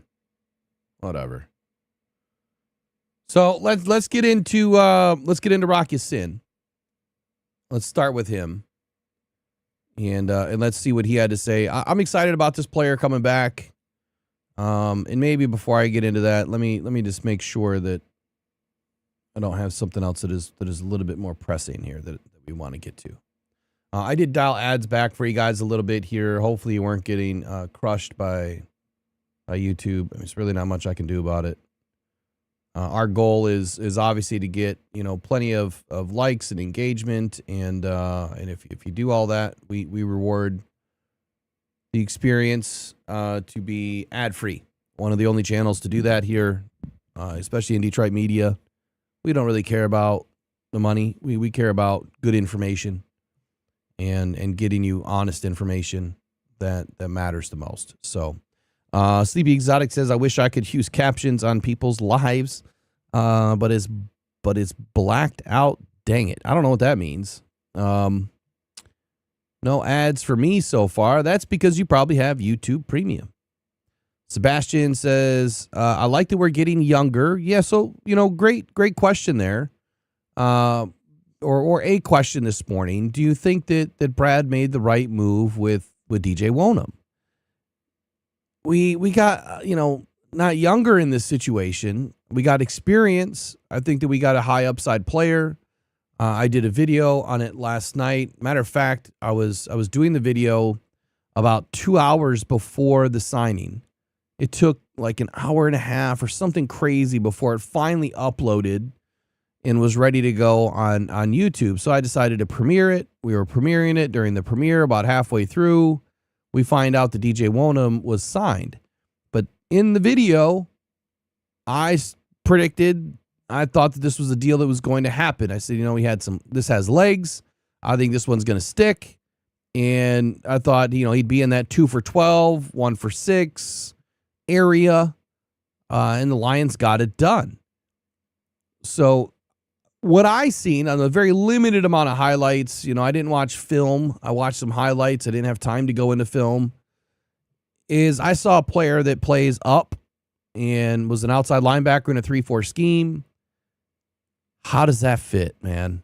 How does that fit with the Lions 4-3 base defense? So my first takeaway was, are we changing things this year? Or is our scheme going to be a little different this year? And the answer might be yes. Last year we started to see Aiden pop up a little bit. I think a lot of that was personnel dependent. I think that when we had a lot of injuries last season, especially to the secondary, that the Lions were trying to manufacture coverage, but also manufacture pressure, and putting Aiden back in a 2-point stance and allowing him to survey the field as opposed to being down in the dirt. I think he plays better that way. Not all the time, but I think that he does have, I think he's a little bit more resourceful when he's up. And he's had a couple of interceptions that way. He's made some amazing plays, when he was up. I'll never forget the time when they backed him all the way up to the boundary, and then he intercepted, I believe it was Justin Fields 3 years ago, I think it was. So I see the 4-2-5 being something that the Lions may operate a little bit more in. We might be in 2 linebacker sets a lot more, 5 DBs on the field. And honestly, I think that's 3 safeties and 2 corners, not 2 safeties and 3 corners. I think we'll have 3 safeties. Now, Christian Izzian is listed as a safety. He'll be that box nickel safety, but Roger McCreary is also that nickel slot guy too. So they're going to have to battle it out depending on the sub package who's in, but great depth, great rotational pieces, possibly some starters there. And to, the other degree where you bring in a guy like Wonham, who's been a 3-4 outside linebacker, you wouldn't think that that's an immediate fit, but they see something. And what I saw too, I felt like it would fit is as long as they try to utilize him, up, not down. We'll see what they do. I think that we're going to have a little philosophy change this year, a small schematic change. And it's something that I've been asking for a long time during games, live streams, post-game, wrap-up shows, the following morning, the morning after, talking about how effective the Lions were in the nickel defense. I want to see more of the big nickel and how effective that was for the Seattle Seahawks and the Patriots last year. So it's kind of growing throughout the league right now to have more DBs on the field. You want to be lighter, you want to be faster. Obviously that helps with coverage, but you can also really be effective in the pass rush department when you start sending, nickels, corners, and safeties and trying to open up a free rusher. You don't necessarily need edge rushers to do everything for you, right? They shouldn't. And they don't, and I think it's irresponsible to think that you only need 2 high-caliber edge rushers. I'd rather have 2 of the best DTs, interior DTs in the game that have pass rush upside. They're going to get to the quarterback quicker than anybody. When you have a couple of decent edge that can help, arc the pocket and, get onto that quarterback and have him step up, well, that's where the DTs, are going to blow it up for the offense. If they can knife their way through and find their way into the backfield, the quarterback has nowhere to step. So the defensive tackles are way more important in my opinion. And then your coverage, again, I asked all 22 his thoughts the other day, and he was, kind of in that same boat. I can't remember the percentages exactly that he gave, but I think he said it was about 15% that edge are important from a pass rush perspective. I'll have to go back and clip that out and post it.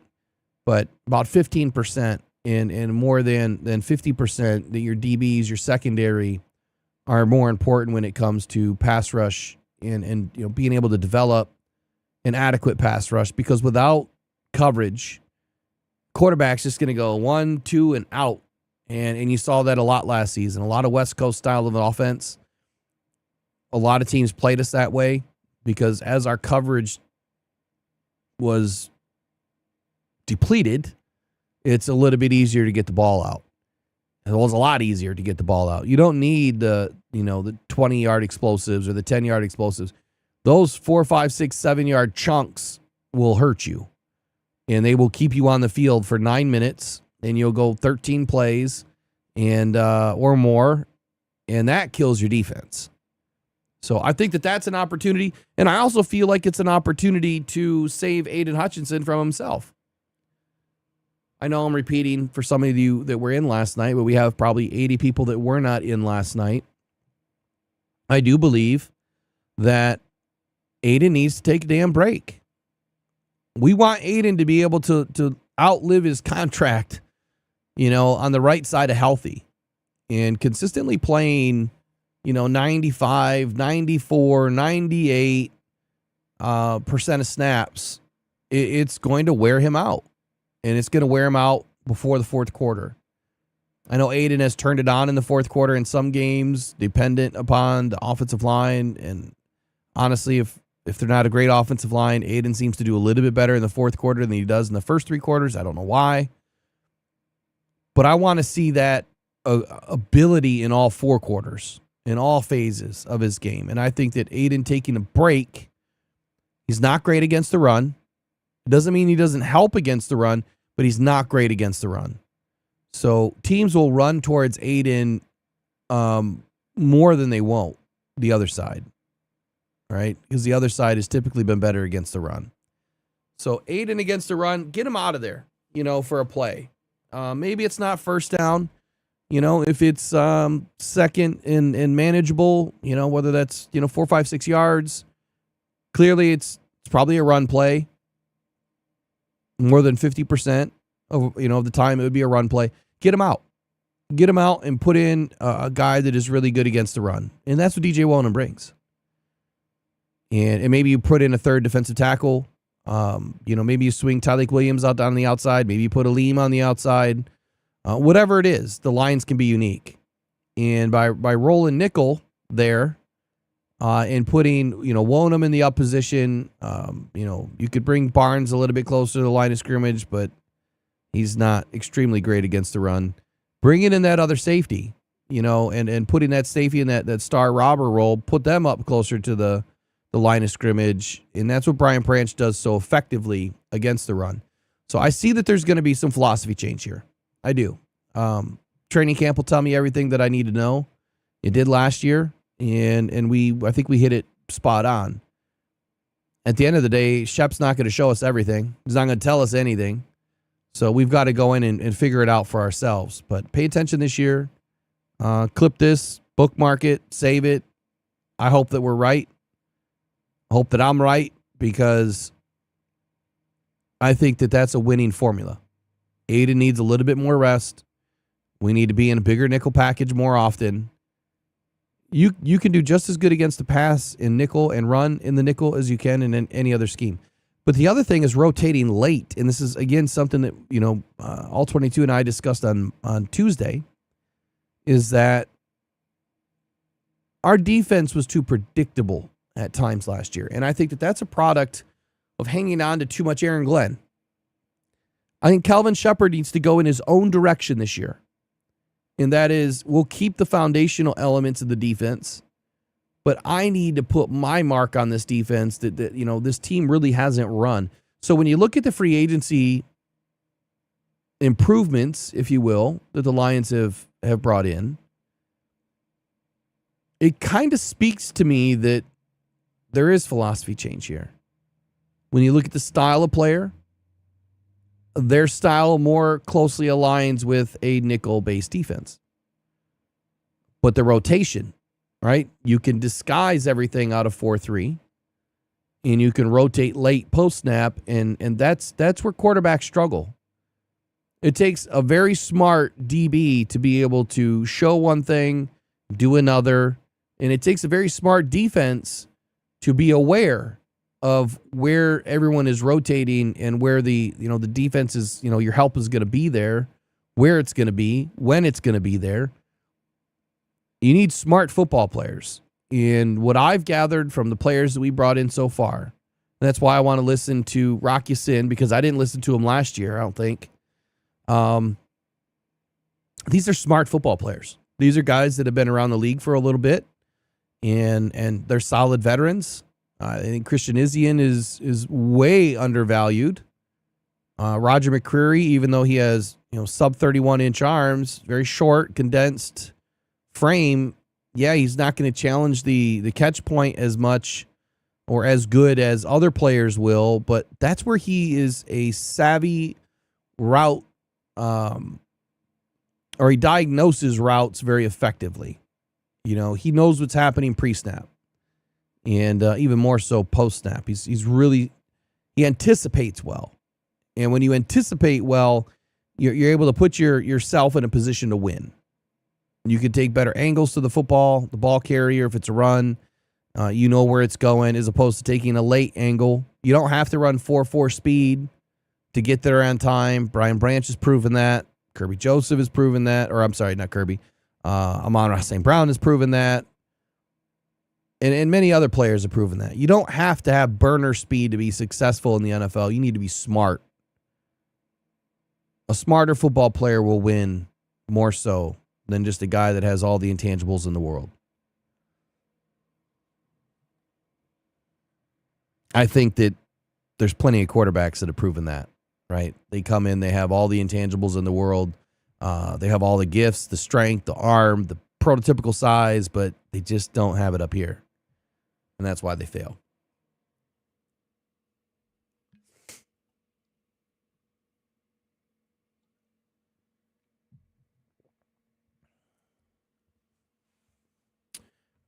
Question in the chat here by 4th and 60. That's a cool name. 4th and 60. So you're asking about Tyreek Sapp. Is that what I'm getting here? Is there any relation to Tyreek Sapp? Oh, it looks like Sleepy Exotic says, I hope we draft Tyreek Sapp. Day 15 of stating this. Yeah, I do believe that they are related. I'll look for you real quick.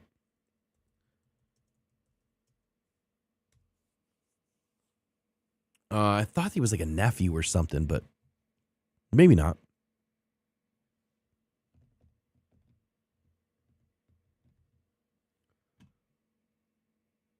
Let's see. Nope, not related. At least quick search says Tyreek Sapp, defensive lineman for the Gators, not related to the Pro Football Hall of Famer Warren Sapp. So there you go. There's your answer. Man, Warren Sapp looks like he's in great shape, man. He's lost some poundage. Definitely showing the wear in the face, man, but he looks to be in good shape. So they're not related.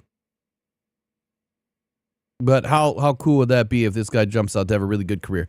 I'm not as high on Sapp, on Tyreek. I'm not. I mean, I think he's right now probably 4th round. If I'm not mistaken, probably 4th round.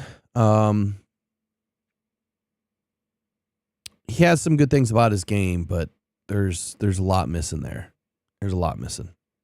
Someone else mentioned something earlier about Caden Proctor. I saw it roll by.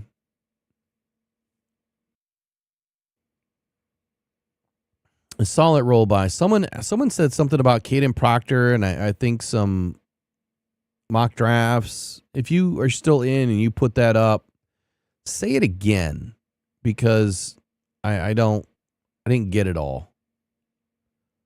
I was trying to figure out what you were saying. John Desage, as far as taking calls today, well, I mean, we'll see. We'll see what kind of time I have. I can't be on all day today. It's already 10:18. I started a half hour late, but I've got some things I got to get done today. Proctor's are not related either? What do you mean by that?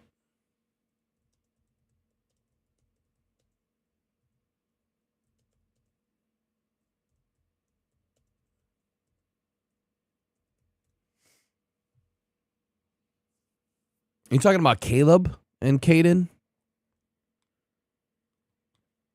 I thought that they were related. I don't think that they are either, but I remember that there was a story that came out about Caden, and it might have been at the Senior Bowl that he didn't play in, or could have been the Panini Bowl. I think it was a Senior Bowl, but he didn't play, but he was there for his brother. Now, I don't know if they use the term brother as like his teammate or his actual brother, because Caleb Proctor was there. Maybe they're not related. I don't know. I have no idea.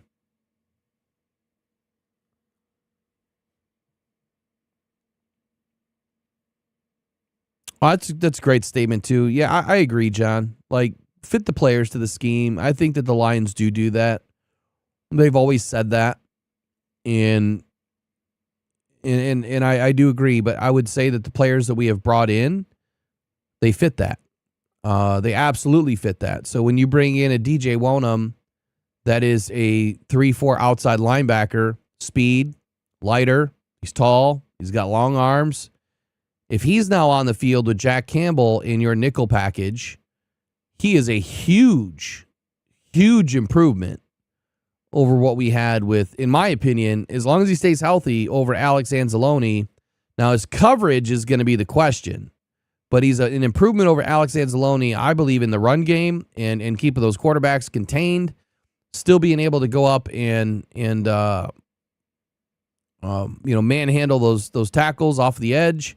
So it depends on where you deploy him. Are you going to deploy him as an outside linebacker, in the middle, or are you going to put him, stand up 7, 9? Where are you going to put him? I think there's versatility there. I have to watch film because I don't know anything about his coverage, and I know that like PFF, they don't have anything that I've seen on coverage for him because he's listed as an edge. Outside linebacker, but, defensive line. I just think that there's going to be some changes this year. I really do. Yeah, I like Caleb. Caleb with a K. He looked amazing at the combine. He also looked pretty damn good in some of those, postseason bowls. Anyway, someone mentioned something about Caden Proctor being down or something like that in the mock drafts. I don't see that.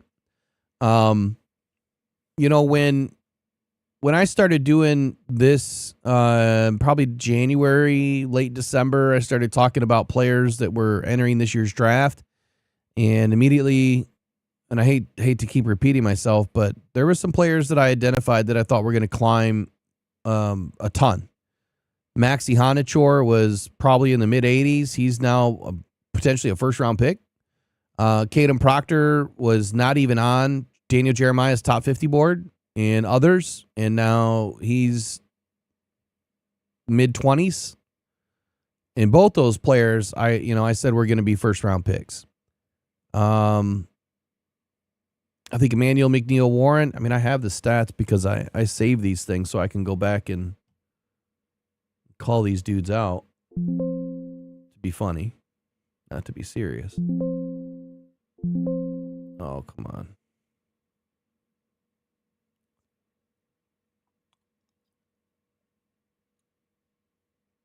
Daniel Jeremiah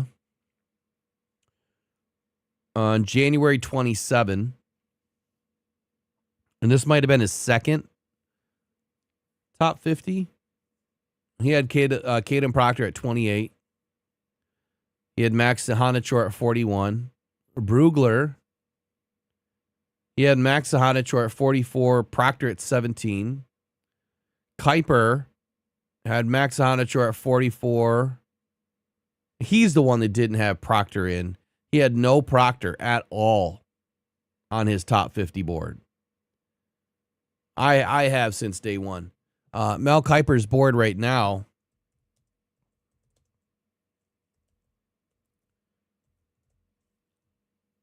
is changed quite a bit. I went through this last night. We did an impromptu live last night, little pop-up, and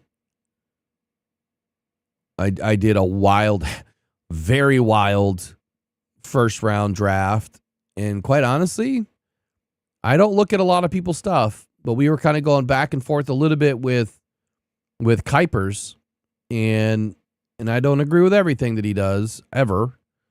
I don't agree with a lot of the things he says, honestly. I think I get more right than he does when it comes to picks.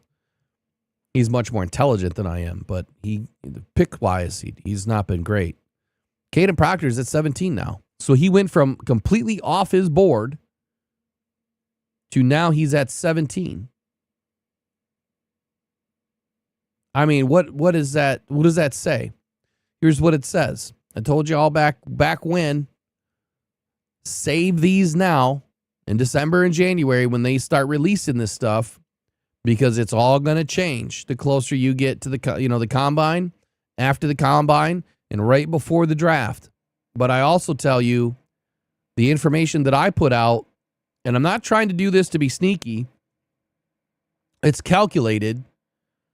I'm not going to tell you everything that I think. I try to give you as much great information as I can, but I'm trying to withhold my final top 50, my final first round picks, especially if any of you want to jump in on the bet against me. I'm willing to take anybody on this year. Anybody. You're going to be able to put your first round board together. You can do trades, you can do whatever you want, but you're going to fill out the board and you're going to email it in. You're going to go to Buy Me a Coffee. I'm going to put it up today. You're going to go to buymeacoffee.com/rockdown. You'll be able to purchase a raffle ticket, and it's a pot. There's going to be 3 or 4 different raffle tickets. You do that. You go pick your board. You submit your board. And so all the information will be on Buy Me a Coffee. I'll start pumping it here at the tail end of this week, and then next week we'll talk about it every day so that we can get some people to do it. At the end of the day, this is what happens. That pot is up for everybody. So if you have the best first round mock draft, you're going to win however much money goes in that pot. Right? So it's me versus y'all. And if I win, obviously I'm going to take all that and donate it back into Rockdown Cancer Foundation. The other thing is I'm going to do, like I said, 3 or 4 different versions. You'll be able to do the easiest one is picking the player, right? So you go, first pick quarterback, second pick linebacker, or whatever, right? Because there might be a different linebacker than you're thinking, but at least you got the position right. Now, you can't just go offensive line. Maybe I'll allow it. But I think for that one, you got to go tackle, not left or right tackle, but tackle or guard or center instead of just offensive line. Defensive line, you have to go DT, which covers nose tackle, interior defensive lineman, defensive tackle, and then edge. That'll cover, defensive end, edge rusher. And it's scheme dependent too. If they're a 3-4 defense, then it's outside linebacker or it's big defensive end. So defensive end is defensive end. If it's a 3-4, that's going to be a player that's up on the line. If it's outside linebacker, that's a player that's off ball. So I'm going to put all that together. I got to put all the rules together so it's not clear as mud. I want it to be clear. And I think it'll be fun. It'll be an annual thing that we do. And it's, me versus you. I think it's kind of fun. I had the reason why I'm doing this is because someone that I used to trust talks a lot of smack, and I just had enough. And I'm like, you know what? I'll challenge everybody then, because last year I hit 26 out of 32 in the first round, and I called all of them live.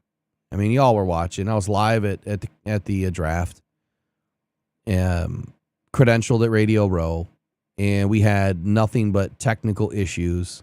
So I didn't even have my board. I didn't have anything to work off of. And so I had to call everything live. And then later I found some information finally, but it was a fun time. It was a fun time.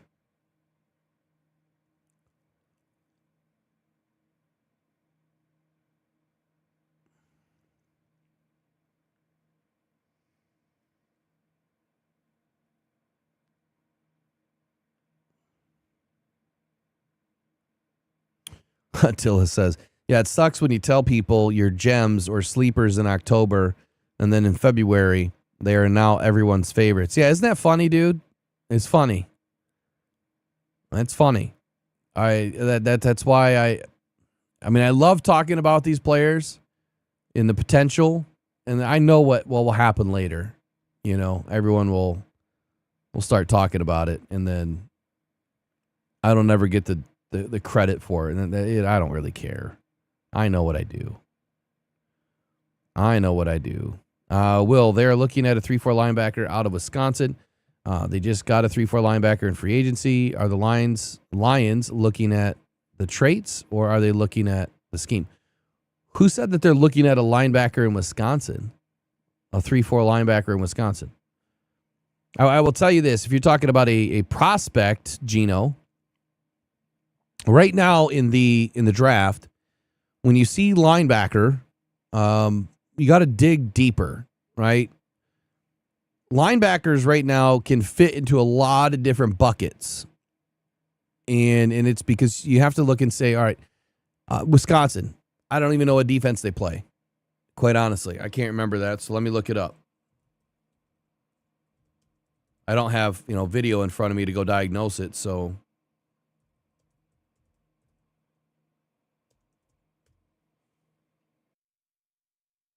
they run a 3-3-5 multiple defense, primarily shifting out of the 3-4. And so that would tell me that they have 4 linebackers on the field out of their base, and then they could be rotated into a 3-3-5, right? So if they're a base 3-4 hybrid, then their inside backers, the 2 in the middle, those are primarily going to be your MAXX at the next level. However, depending on how they deploy them, if they go to a 3-3-5 out of the 3-4, the guys on the outside, if they are grading coverage, those could be 4-3 outside linebackers, Sam or Will, at the next level. So you have to really watch the film to kind of figure out who they are, how are they deployed, because right now it just says linebacker, for prospect. That's where the film delineates who they are. What are they? What are their best traits? What scheme do they fit? A lot of times I'll see an outside linebacker or an edge, playing in college. Could be a 4-3 scheme. They're out on the edge, but they're 6'3", 230 pounds. And their arm length is, sub 33. And they've got decent speed. Let's say they're clocking, sub 4.6, sub 4.5, somewhere in that range, maybe faster. That's not an edge at the next level to me. That player, if he does have some coverage technique to him, is now most likely a 3-4 outside linebacker. I get a lot of those calls right, going from, right tackle to guard, or left tackle to guard, or guard to center.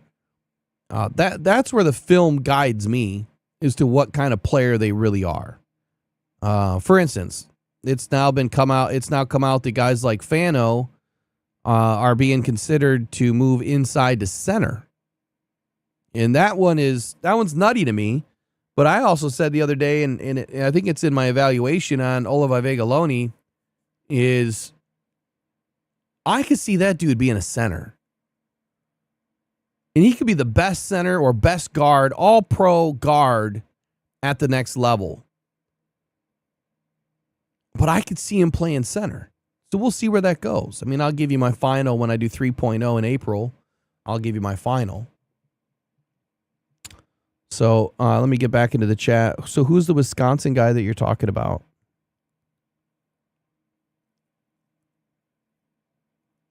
Yeah, I'm not a big fan of Hill Jr., Gaviscon. I'm not. It's just not yet. I'm not sold on the guy yet.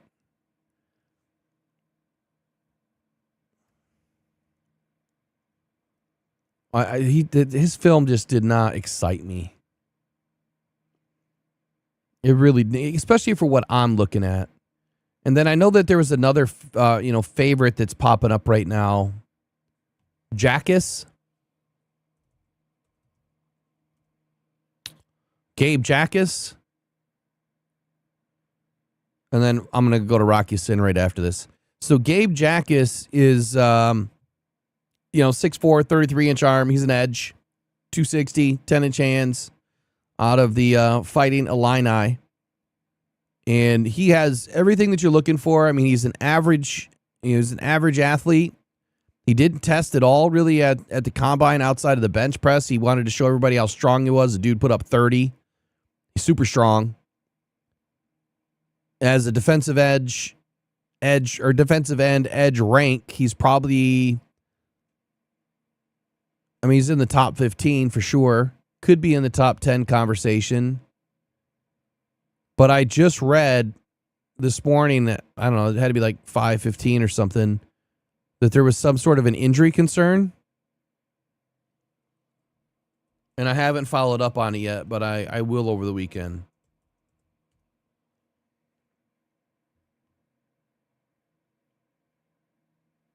I'm not sure what it was,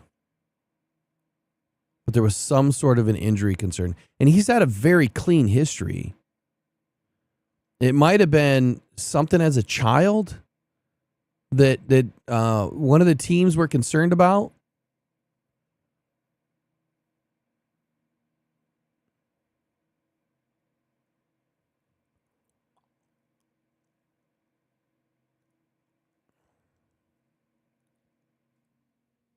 Trying to find it real quick.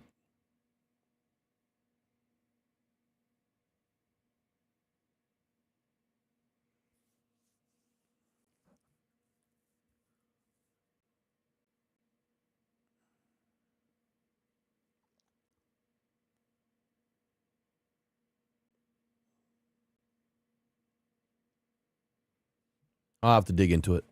I'm not going to find it right now. All right, anyway, let's roll into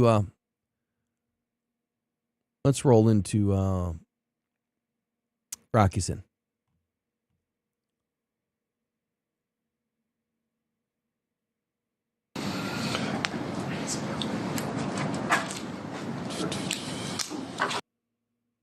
Hold the phone here.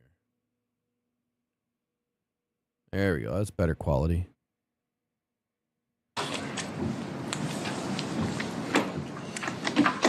Rock, we kind of talked about it there at the end of the season, just the 5 teams in 5 years and the grind that, puts on you to have some stability here. What does that mean to you?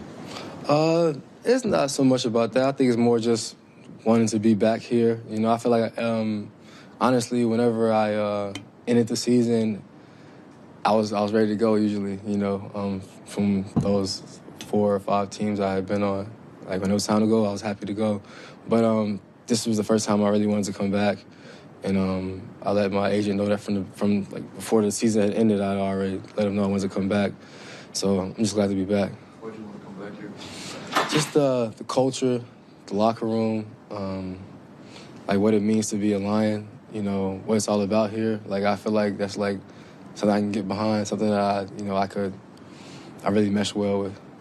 No disrespect to those other teams, but why do you think that this stood out versus those other? Just a better fit. Everybody's different. Every organization is different. Each player is different. Coaches, staffs, all of it is different. And certain guys, fit better with certain teams. And I feel like I fit better here than I fit with those previous 3 or 4 teams or whatever. Maybe it was when the pads came on and we got to see the real you, but it was pretty clear, the fit, personality, culture, style, skill. When when did you recognize like you belonged here? You know, how long after you initially signed? Honestly, before that, like the reputation around the league is like, you know, the Lions have a certain reputation about, you know, being gritty, being tough, working hard, you know, like winning games, you know, being physical, all that good stuff. And like I looked at myself as that kind of a player. Like I like being physical, I like being tough, I like doing the work, I like, you know, like I like doing things the right way. So you know, I thought that I would fit well here, but then coming in OTAs, getting around the guys, you know, then through training camp, seeing like, okay, this is definitely like a place that I definitely want to be. Did you know? Go ahead.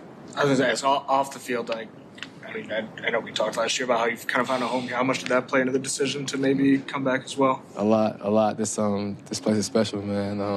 The community, like the locker room inside of the building is special, but outside of the building is actually really, really special to me. I have some really good friends, and really, you know, I'm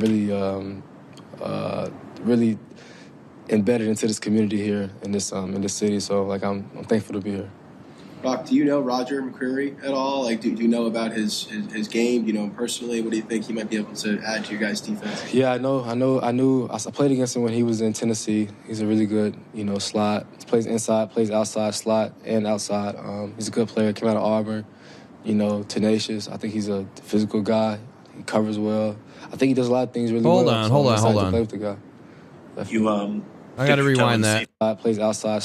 His game, you know him personally. What do you think he might be able to add to your guys' defense? Yeah, I played against him when he was in Tennessee. He's a really good, you know, slot. He plays inside, plays outside, slot and outside. He's a good player. Came out of Auburn, you know, tenacious. I think he's a physical guy. He covers well. I think he does a lot of things really well. So I'm excited to play with the guy. Definitely. You dipped your toe in safety last year. Yeah. It was an interesting transition. I'm just curious, how much do you think that, you know, there's still possibility or room to grow and expand the versatility there? I definitely think I can grow there and expand there. Will I be put there? I don't know. I'm just, you know, like whatever these coaches ask me to do, I'm going to do. If it's corner, safety, special teams, whatever it is.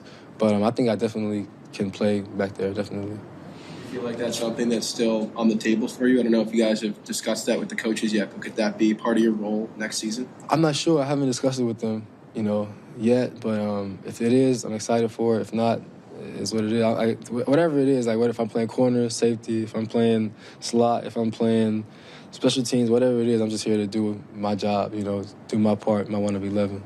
What did you like about playing safety and those reps that you got in camp? It's just different, man. It's just something different, you know, a different perspective of the game. Like, you have to widen your lens, more communication. It's just different. It's a new challenge, you know, so I'm always up for a challenge. So it was something cool. I liked it. What are you most proud of or are happy about the way you performed last season, and what do you kind of want to clean up or be a better version of yourself this upcoming season? I want to take the ball away more this year. I really want to take the ball away. I really thought that I left some on the field last year, some interceptions, some forced fumbles. I want to do a better job of that this year. I want to take the ball away. And then last year, I think I was proud of the way that I stepped up when I got an opportunity. I got to do a lot of cool things last year, match a lot of really good receivers, and do things in my career that I haven't done. Up to that point, I hadn't done yet. So I thought that was really cool. Follow guys around, and that was really cool. Stepping up when guys got hurt and like not taking a step back or not missing a beat, just roll it. You know, I was proud of that. But definitely this year, I want to take the ball away. Definitely. Did your perspective of yourself change at all through those experiences of going out and doing those things that you thought you might be able to? I always believed that I could do that. Like I always like wholeheartedly believe I could do that. You know, sometimes it didn't work out that way earlier in my career, or I didn't get the opportunity, or if I did get the opportunity, it just didn't work. You know, for whatever reason. But I believed in myself that I could definitely go out there and do that. So I'm like happy with that. Rock, this defense was playing pretty well last year in the first half of the year before the injuries kind of piled up in the secondary. Have you thought about, or have you guys talked about amongst each other what you guys might be capable of next year if that secondary can get and stay healthy? Yeah, definitely. I mean, throughout the season we talked about it, getting guys healthy and getting back to like our full strength or whatever, and get all the guys back healthy. And even after later in the season, we talked about it. We're just excited, man. Just excited to get everybody back. Excited to get out there and play together as one. You know, make plays on the ball, turn the ball over, win a lot of games. That's what we're trying to do. Rock, we have you. Ennis Rakestraw is a young player who's dealt with injuries. I was just curious, did you have any conversations with him either during the season or this off season? I guess, where do you think his head's at? Yeah, me and Ennis pretty cool, man. Ennis is a really talented young player. I like that guy. He has the right mindset and mentality. I think he's gonna be a great player in this league for a long time. I think he's gonna play until he doesn't want to play anymore, 10, 12, 15 years, whatever it is. I think he has a really bright future. I always tell him that, like, you have a really bright future. All you gotta do is just get healthy. Once he gets healthy, the sky's the limit for that guy. So I'm excited to see him do things this year and then the rest of his career as well. It was playing under Deshae Townsend part of the appeal for you of coming back here, and I guess what did you appreciate about being in his room last year? Shay's a guy, man. He played in the NFL for a really long time, so he has a different perspective than a lot of coaches because he's actually done it before. So when you're talking to him and you're telling him something, he's like, he knows exactly how that feels to be in that position. So he can coach you from a different perspective than a lot of coaches can, because a lot of them haven't done it at a high level that he's done it like for so many years. So it's really cool having him as a coach. I think he's a good guy. You know, that's the thing I like about this staff. It's some really good men on that staff, men and women on that staff. Okay. Thank you. Okay. Such a soft-spoken guy, right? Just very cool, calm, collected kind of a man. I really like Rock Ya-Sin. I thought that he did a wonderful job last year stepping in. Our defense was scattered again. A lot of injuries, especially in that secondary. I'm glad that he mentioned a couple of players here. You know, he was asked about Roger McCreary. What does he, know about that player? Where does he fit, I guess? I can't remember the exact question. But he simply said, that McCreary, he plays in the slot, in, out on slot. So inside and outside on the slot. And then, so think, when you're in the slot, you're either lined up kind of behind the defensive end, adjacent to the linebackers, in that robber role. You could even be there, again, depending on the defense. And then outside, so if you're moved away from, the line of scrimmage, true slot, right, where you're one-on-one with a slot guy as opposed to in tight, in a tight formation, covering a tight end or slot receiver. He can do both of those very well. And then he also said to the outside. So my exact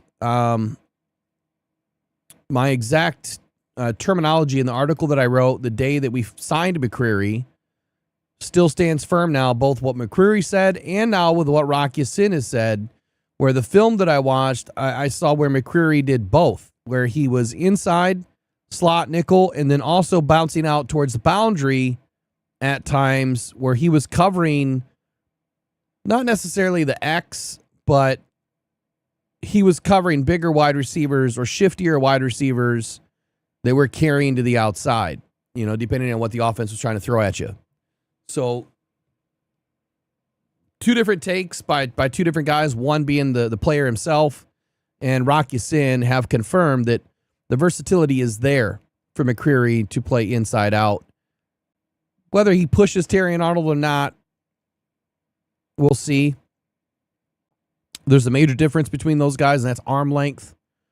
And I do believe that Terrion Arnold's arm length and his pursuit at the catch point and how he mixes it up at the catch point, you can't replace that stuff with a sub 31-inch arm. You need a longer frame to be able to do that. He stays in phase really well. So he challenges either way. And then you've got what he was talking about with himself this year. He had safety experience last season. I don't think he's ever played safety before last year, even though it was mentioned that he was somewhat versatile. I don't know if he ever actually played safety. I can't remember. I know I've slept a couple of times since then. His biggest thing is he wants to take the ball away this year, and I want him to too. Look, we need more turnovers this year. This defense will win our team is going to win more games if we can get more peanut punches and more interceptions, man. And that has to be. It's funny. I see Sleepy Exotics in the chat on Rocky Sin's press conference, Sleepy. So yeah, you're all up in it, man. It's funny. I don't see anyone else in the chat in here. I'm gonna call you out, Sleepy. He says, "Glad you're back, Rock." And he's called him a true warrior. Oh, he even said Rock's hella soft spoken, man. See, we got the same mindset. I liked what he said about kind of widening the lens here and doing whatever it is that he has to do. He's all in, even though he's getting paid a decent amount of money. I guess $4 million. He's all in on being a role player. He doesn't need to have a defined role. He's okay with being a role player, where that is, I'm going to go do whatever I need to do to help this team win. I'm going to play wherever they need me to play to go. I don't care if it's special teams. I don't care if it's starting on defense, at corner, at nickel, at safety, wherever. I just want to be on the field to help the team win, right? That's the mindset that he has. And that's exactly the type of mindset that we need from everybody on this team. No excuses, no egos, just go play football, man. And provide the team with the ability to be flexible. And that's what he brings to this team. He just wants to play. Like I said, do what it takes to win. That's about all I really gathered out of this one. Questions were, they were okay.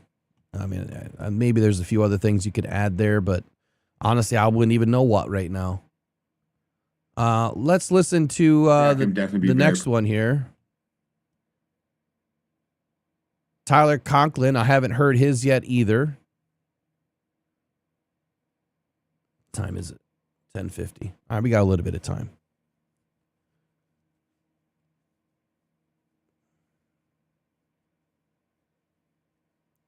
Who is faster, Rock or Arnold? Oh, that's got to be TA. You want to hear how DJ talks in his our press conference? I don't know that we have one from DJ yet.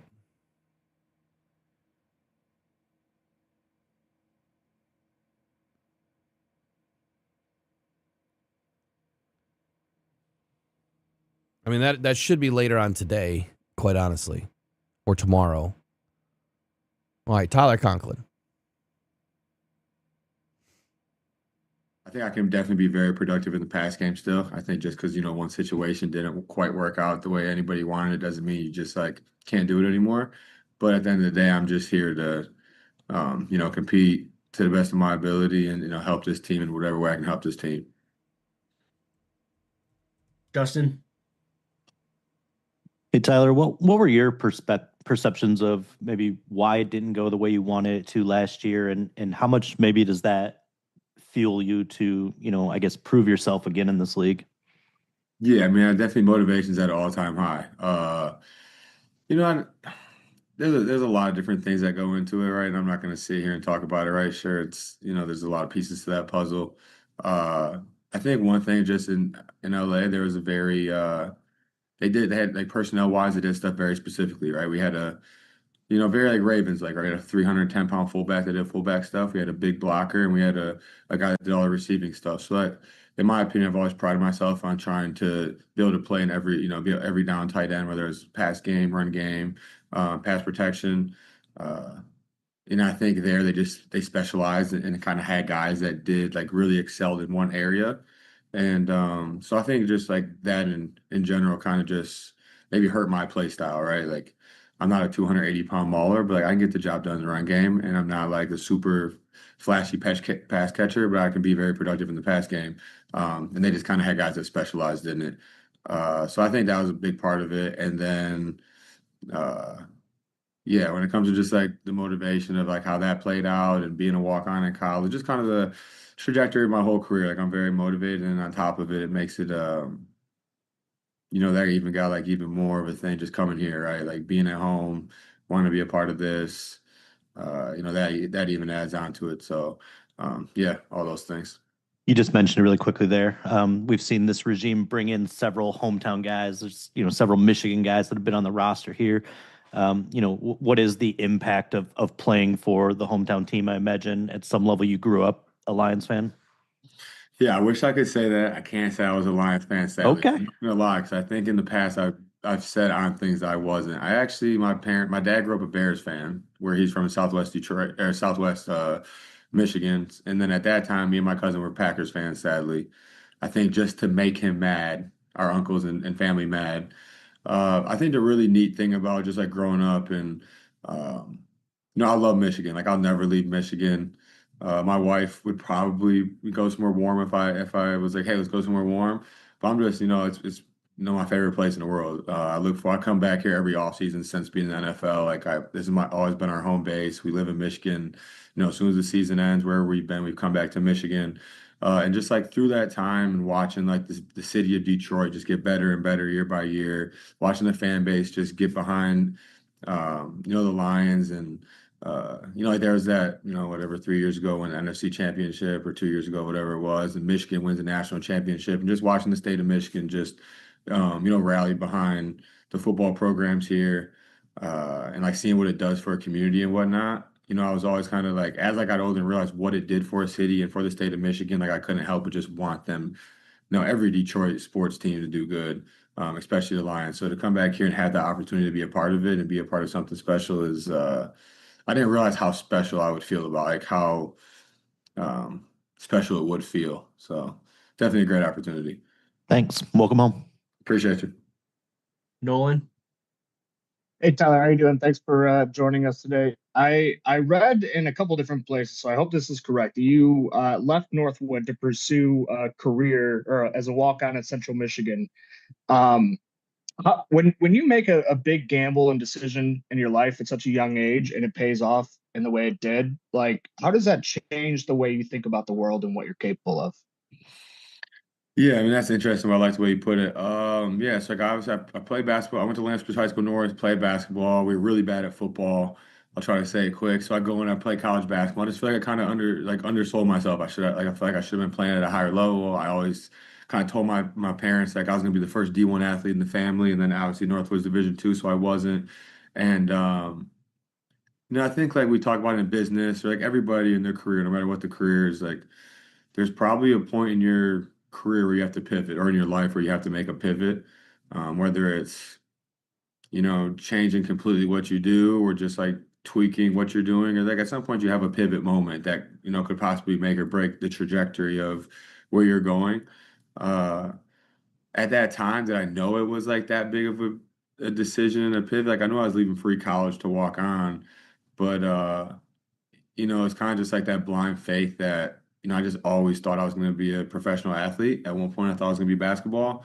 That pivot was okay. Maybe it's not going to be basketball. It's got to be football. And yeah, I mean, I think part of it's just like that delusional faith that like you can do whatever you put your mind to, and if you're willing to work hard enough at it, that it's possible. And that's kind of where I get when I look back at it is like, I think sometimes things are already written and it's meant to be. And if you're willing to match that with work ethic and, belief in it, then you got a chance. And then any favorite memories at Central Michigan that you got? I mean, there's probably some I can't talk about, and there's probably some I can't talk about. I love Central, right? They gave me the opportunity to come and walk on there when they didn't have to. I earned a scholarship there. My best friends to this day are from there. I was hoping to get up there for pro day this week. I'm not sure if I will. It's tomorrow. But I mean, just being out there and like playing with your brothers, right? Like I said, like my best friends are still from Central. Like we played together. Like those memories of living together, playing together, late night workouts together, like all those different things. Like the little things you don't necessarily think you're gonna miss. Those are probably some of my best memories. Thank you. Appreciate you. Dave. Hey Tyler, it's good to see you again. Been a minute. Just wanted to sort of follow up on the whole coming home thing, I guess, a little bit. Did you ever have a chance to come back to the Lions in some of the previous times you've been in free agency? If so, why was this one different that you decided? And if not, what does it mean to finally have this, towards the end of your career, this opportunity to be home? Yeah, I have. I've never had the ability or the opportunity to come back here in the past. And then when it kind of presented, like I didn't know how free agency was going to go this year, right? Like with the situation playing out how it did in LA last year, uh, I was kind of very just interested in like how, what teams were going to be interested and whatnot. And, uh, watching from afar and like one, I'd obviously love to be home. Like being home is still doesn't feel real. Two, like just what they do here with their tight ends and that. Uh, Three, I would like to think it's not too close to the end of my career. I like to think I got I got a handful of them left in me. Like I was saying earlier, right? Like I didn't get a chance to play until year four, and then last year I didn't get to play in the role I'm used to playing. So really, that's probably only like 5 years on the body. So I think was that only going to like year six right now physically. So I got some time left. Uh, but yeah, like, I never really had the opportunity to come back to answer the question, and I'm just really happy that opportunity finally did come, and I'm really excited to be here. Let's say back half of the career, not the end of the career. Then There you go. I like that. I like that a little better. You mentioned how the Lions use their tight ends here. We all know what Drew Petzing did with the multiple tight end sets in Arizona. What do you just sort of envision your role being here, and how much is was that intriguing to you to kind of be a part of an offense that may use 2 and 3 tight ends a lot? Yeah, at this point, I have no idea, what my role would be, right? But I can tell you just the outcome in here, and I plan on being the best version of myself as a football player, as a person, and just want to help this team however I got to help this team, right? Like, in whatever capacity or whatever role that is. All I can do is control how I compete and how I, come in this building every day, how I practice every day, and um, whether, I'm catching passes, whether I'm blocking more, whether I'm playing special teams, whether I'm just mentoring, whatever that role is. Like I want to help this team win. But I definitely got a lot of good meaningful football left in me. Last thing, same sort of topic, but just philosophically, I mean, beyond what the Lions do with tight ends or certain coaches, we have seen more of that 13 personnel in the NFL of late. Why do you think, it's sort of come full circle? Like this is the tight end's time to shine. Why has that maybe become a bigger part of the NFL these days?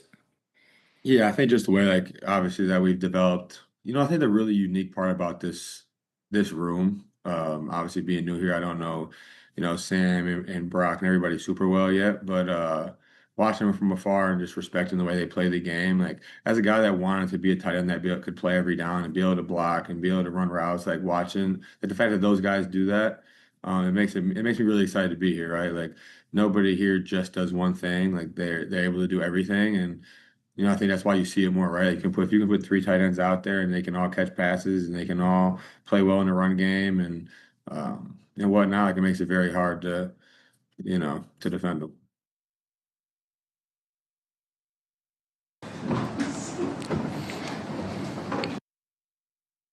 Gotta love the stuff that pops up after you're done watching a video. I don't know what half that stuff is, man. Conklin, I mean, look, I didn't really get a ton out of here. Again, I think the questions were like, what did we learn football-wise? And I'm not trying to talk smack against, those guys, but what did I learn football-wise? Like, we talked about him being a hometown kid. We talked about, okay, why is 13 personnel coming back to a degree?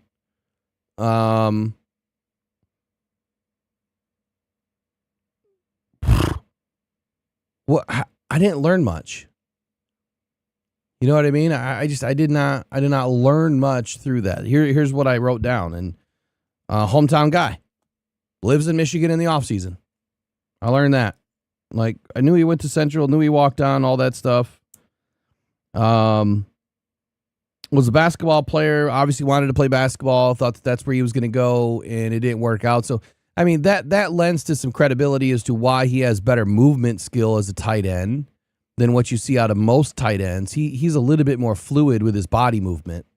And I think the previous basketball training and the ability to be lighter on your feet, stopping and going, planting, pivoting, I think a lot of that is built through, his time playing basketball. But he also mentioned the word pivot too, that, sometimes in your life you gotta have a hard pivot. You have to kind of roll the punches, do some things different. You got to make better decisions. And he didn't, ever have an opportunity to come back to Michigan to play for Detroit before. But now he's here, and he's looking forward to it. Obviously, he likes what's in the room here. I think he's the Sam Laporta insurance policy right now, someone that has the ability to be a pass catcher and move the sticks. I still think he has some high volume opportunities, especially if we've got any sort of an issue with health. He's going to be a better pass catcher than Brock Wright. Brock Wright is definitely your inline blocker. Sam Laporta, he can do it all. Let me get out of this screen. Sam Laporta can do it all, but if we look at Tyler Conklin's stats, now last year he didn't do squat. I think he had 7 receptions. I mean, piss on the Chargers for that. They didn't utilize him at all. But you go back to the Jets, and he was averaging about 550, 575 for about 4 years straight. So between 2021 and 2024, between the Vikings and the Jets, he was clipping 55 catches, 575 a year, maybe averaging about 3 touchdowns a season. If we get 550 and 60 and 4 touchdowns this year out of Tyler Conklin, that's a win. Why is that a win? Well, I'll tell you why. Here's why. Brock Wright. Over the last, I think we way overpaid for Brock Wright. Unless you're paying for a blocker, which is what the Lions did. They paid for a blocker. I still believe that was a poor decision. I'm glad that we got him back because at that time we definitely needed him there in 23, or 24, 25, excuse me. But 14 catches on average, 100 yards on average, and 1.5 TDs on average. Call it 2. That's Brock Wright for $6 million. What are we doing? Like that's a. I'll say this about Brad Holmes. I know a lot of you are gonna be like, "Oh my God, Will's gonna say something negative about Brad Holmes." I do hold him accountable. I don't need to be negative. The Brock Wright deal, I'm sorry, $4 million a year. The Brock Wright deal, in my opinion, was probably not a good enough deal for the Lions. Production-wise, you're paying him $4 million a year to get you 100 yards and a dozen catches, maybe a touchdown. Okay, we'd have to go back and look at the film. How many times did he free up Jahmyr Gibbs? How many times did he free up Amon-Ra St. Brown? How many times did he keep Jared Goff clean? We'll find some value there. But is that value $4 million? I don't think so, right? The thing that I'll say about Brad Holmes is, dude, why have you not brought in another tight end? I mean, I know we brought, what's his name in? What was his name?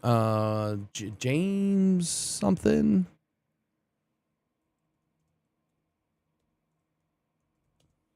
He didn't work out. I got allergies like crazy today.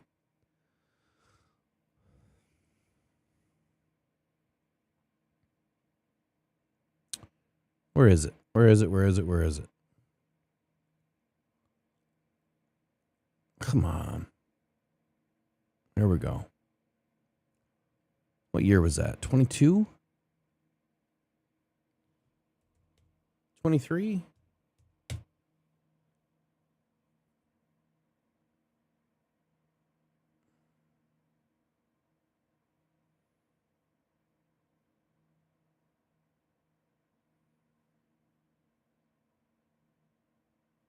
One sec. Pulling it up. I don't know why I don't have this in my Excel spreadsheet. James Mitchell. There we go. You guys probably already said it. So bring in James Mitchell in the 5th round in 2022, before we drafted Sam Laporta. Why have we not brought in another tight end since 2023? Like, seriously, what are we doing?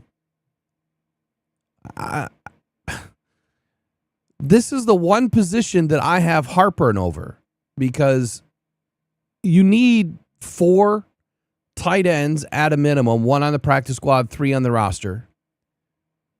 And I'd have to go back and look at how many we've actually kept on the roster. It's been at least 3. Shane Zielstra has never worked out. He's never produced. And they keep holding on to him for whatever reason. This year, I don't believe that's the case, right? They're not going to keep him around. But why are we not drafting tight ends when we had opportunities to draft tight ends? Okay, hindsight being what it is, in 2023, I would have drafted 2 tight ends, because that was a really good tight end draft. 2022, maybe you would have drafted a tight end a little bit earlier. But they didn't. And then in this year's draft, look, I don't think that this is a great tight end draft. I really don't. I think you have some capable guys, in some later rounds, but you don't have the blue chips, in my opinion. I mean, I think Max Clare could end up being somebody. He might even be the best overall.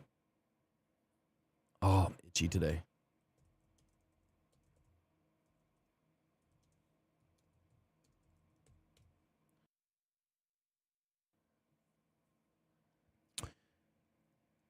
Just taking a look at this year's tight ends.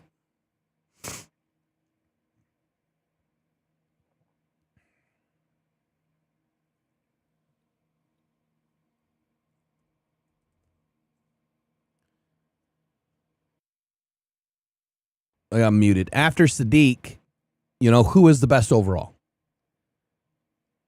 We have Joe Royer,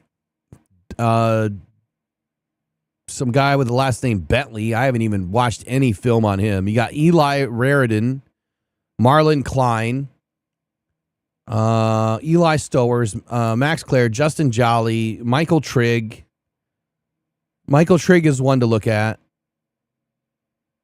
So this is just not a great draft for tight ends. My opinion, could be my opinion alone, but I see maybe 3 tight ends in this whole draft that could actually do something on game day. Kenyon Sadiq's he's gonna light the world on fire wherever he lands. Joe Royer is way inconsistent. Marlon Klein, when are you getting there? We don't know. And I know they brought him in. Max Clare, I think he has a lot more upside than the rest of these guys outside of Kenyon Sadiq. And then there's Michael Trigg, who might be the last tight end that I would say has some real upside for the Lions. And that would be, man, is that a 4th round pick? Maybe not. So I'm going to do a little bit more digging on the tight ends. Now I'm going to be working on my top 5, top 10 between now and the time I do my next top 50, which is top 50. Last top 50 will come out in April. The problem for me is we haven't drafted enough tight ends, and now we're at a situation where, you brought in Conklin, great. That gives you a vet that can play, and I think he still has high upside. Like I said, if we can get 500 plus out of this guy and 50 plus out of this guy and 4 touchdowns, like, that's a win, because that is 4 or 5 times the production of what Brock Wright has given us. And quite honestly, I remember the day when tight ends at 500 yards in the league, like, you were shocked. Like, if you got 500 yards out of a tight end 20 years ago, you're like, whoa, that dude's moving. He's a player. And very few and far between did you ever have tight ends do a whole lot in the league. And the guy that was really responsible for the tight end position being what it is today, I think was Charlie Sanders. I think he revolutionized what the tight end position is. And he did it. He did it in Detroit. I think Brad needs to do his due diligence on tight ends in this draft. And I think that he needs to try to get Max Clare somebody. Like somebody. I honestly, I wouldn't even care if he got Kenyon Sadiq. If he got Kenyon Sadiq, like, wow, you just hit a home run for your offense. Because now you can't touch Sam Laporta and Kenyon Sadiq on the field together with Jamison Williams and Amon-Ra St. Brown and Jahmyr Gibbs. Like, who's going to touch that? You've got 4.39 speed, 4.36 speed, 4.55 speed, 4.35 speed. Those guys are blazing. Nobody's going to be able to touch that.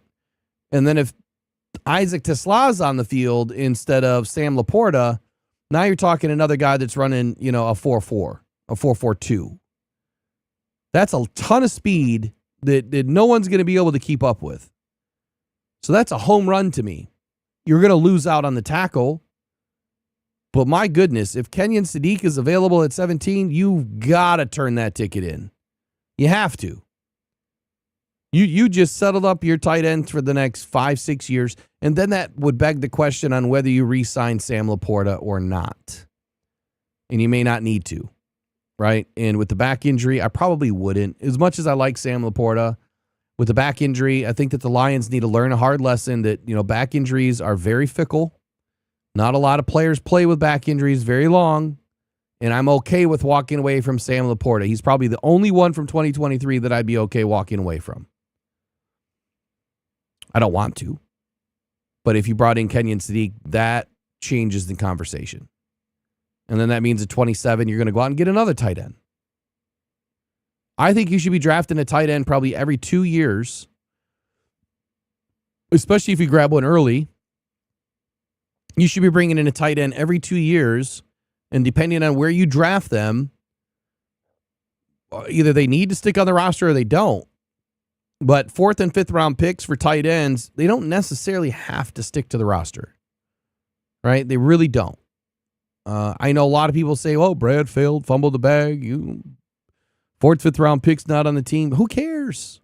If you got 2 or 3 impact players already in the draft, then you're fine, right? If that's the only player that you lose out on and you're still clipping 73%, 75% win rate in the draft, like, no one's touching Brad Holmes with a 12-foot pole. And this team has already got an amazing core. So you can afford a mistake. You can afford a reach. You can afford a developmental player. And if they don't work out, they don't work out. It's not that big of a deal.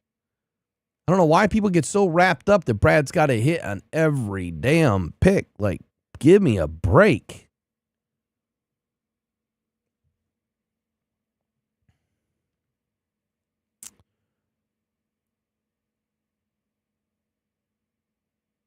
There you go. Like Attila says, you want multifunctional tight end room, not a bunch of receivers or all blockers. Yeah, exactly. So if you have, Sam Laporta, he's a willing blocker. I think he's an okay blocker. But Sam Laporta off the end on defensive ends, as a chipper, that's fine. But if you have him one-on-one against a defensive end, that's not good. Right? That's not good for anybody. That's not what you really want. And I hope that we don't have those issues this year where we are asking Isaac Tesla or Sam Laporta to be out there blocking a defensive end. And you're just asking for trouble. But I think that is one mistake that Brad maybe has made, is not bringing in another tight end. When you realize that James Mitchell was not working out, I think that they planned on bringing in Sam Laporta anyway because, he was the best thing that I've seen for a tight end in a long time. McBride took a couple seasons, but now he's turned into an amazing athlete. There's a couple other good ones that have come out over the last couple of years, but Brock Bowers being another one. But you're talking home run guys. Like, you've got one. We don't really have that home run in this draft after Kenyon Sadiq. And we found Sam Laporta, later in the second round. which has a huge home run. So I think tight end needs to be a focus if you want to continue, building that room and keeping that room fluid with playmakers. Again, Laporta is a blocker. Brock Wright is a blocker. You bring in another pass catcher because Sadiq is a willing blocker. I think he's okay, but he's a pass catcher. That's what he is. That's what you're going to utilize him for. You're not going to put him out there to block. Maybe blocking downfield, yes, but not up near the line of scrimmage. You need him to burn the, leave everybody in his dust to pull the corners and the safeties away from whatever you're doing behind him. That's what Kenan Sadiq offers. Just like a Jamison Williams. Kenan Sadiq is almost as fast as Jamison Williams. Just think about that. You've got a big, giant tight end that is almost as fast as Jamison Williams. And if you got those guys crossing the middle of the field, those safeties and corners, their heads are going to be spinning. They're not even going to know who to pick up. You create chaos behind the linebackers. You create touchdowns, big plays, explosives. And for me, that's just a luxury pick, but that's a luxury pick that I would take. They won't settle well with fans, and I wouldn't even care. Because when it settles well? When he's dancing in the end zone. That's when it settles well. All right, that's it for videos today. I think we have one more to get to, but I'm not going to do it today. Is there anything else that I wanted to get to today? I think that's it. Let me just check my notes one more time.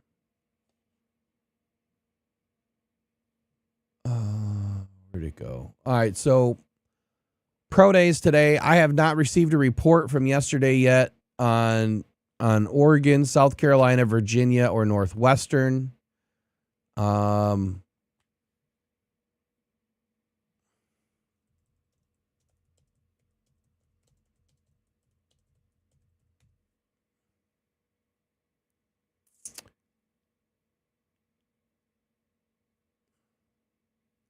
So Thursday, March 19th, I believe, begins the round of 64. I think last night and today is the talking basketball. First 4 games of March Madness that don't have anything to do with your bracket. If you would like to have some fun with brackets, I think what I'm going to do is check the community chat today. Check your Voxer. Check my Twitter. I think I'm going to go in and create a room where you guys can create some brackets and we can have some fun with it. I threw 3 of them together yesterday real quick. Be interesting to see how many of my upsets come through this year. I haven't watched a lick of basketball outside of state. I watched a couple of the other games, and yeah, I got state winning it all, but honestly, I think they're going to get blown up in the Elite Eight. So that's where my bracket will probably end on 2 out of the 3, but it is what it is. I think they have a good shot, but they have not played well enough. They've got to keep their heads together. I think Michigan has a shot this year too.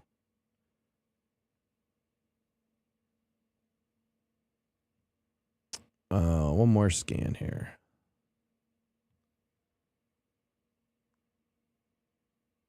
See if anything's popping.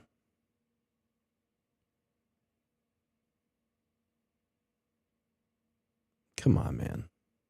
Internet's just being dumb. Tomorrow for pro days, today for pro days, you have Central Michigan today, East Texas A&M, Georgia, Incarnate Word, Minnesota, Ole Miss, Penn State, Stanford, and then UTSA. So there's a couple good ones in there. Georgia, obviously, Ole Miss, Penn State. There's some really good football players. And I'm very interested. Tomorrow's Michigan State, North Dakota State, Western Michigan, the Utes, California. So some really good ones tomorrow. And then on Friday, BYU, Michigan, Missouri, and Vanderbilt. So some really good pro days this week. I'm going to get my eyes on what happened yesterday because I have not received a report yet.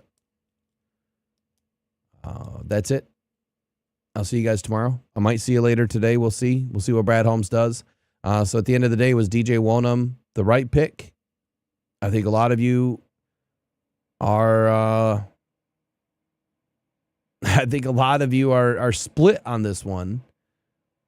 And if you thought for one moment that Brad was going to do anything different, then I don't think you have a good pulse on the team, or you're listening to the wrong people that are making you think and believe that only the big shiny object, the big expensive, player is what this team needs. It's never been that way. It's never going to be that way.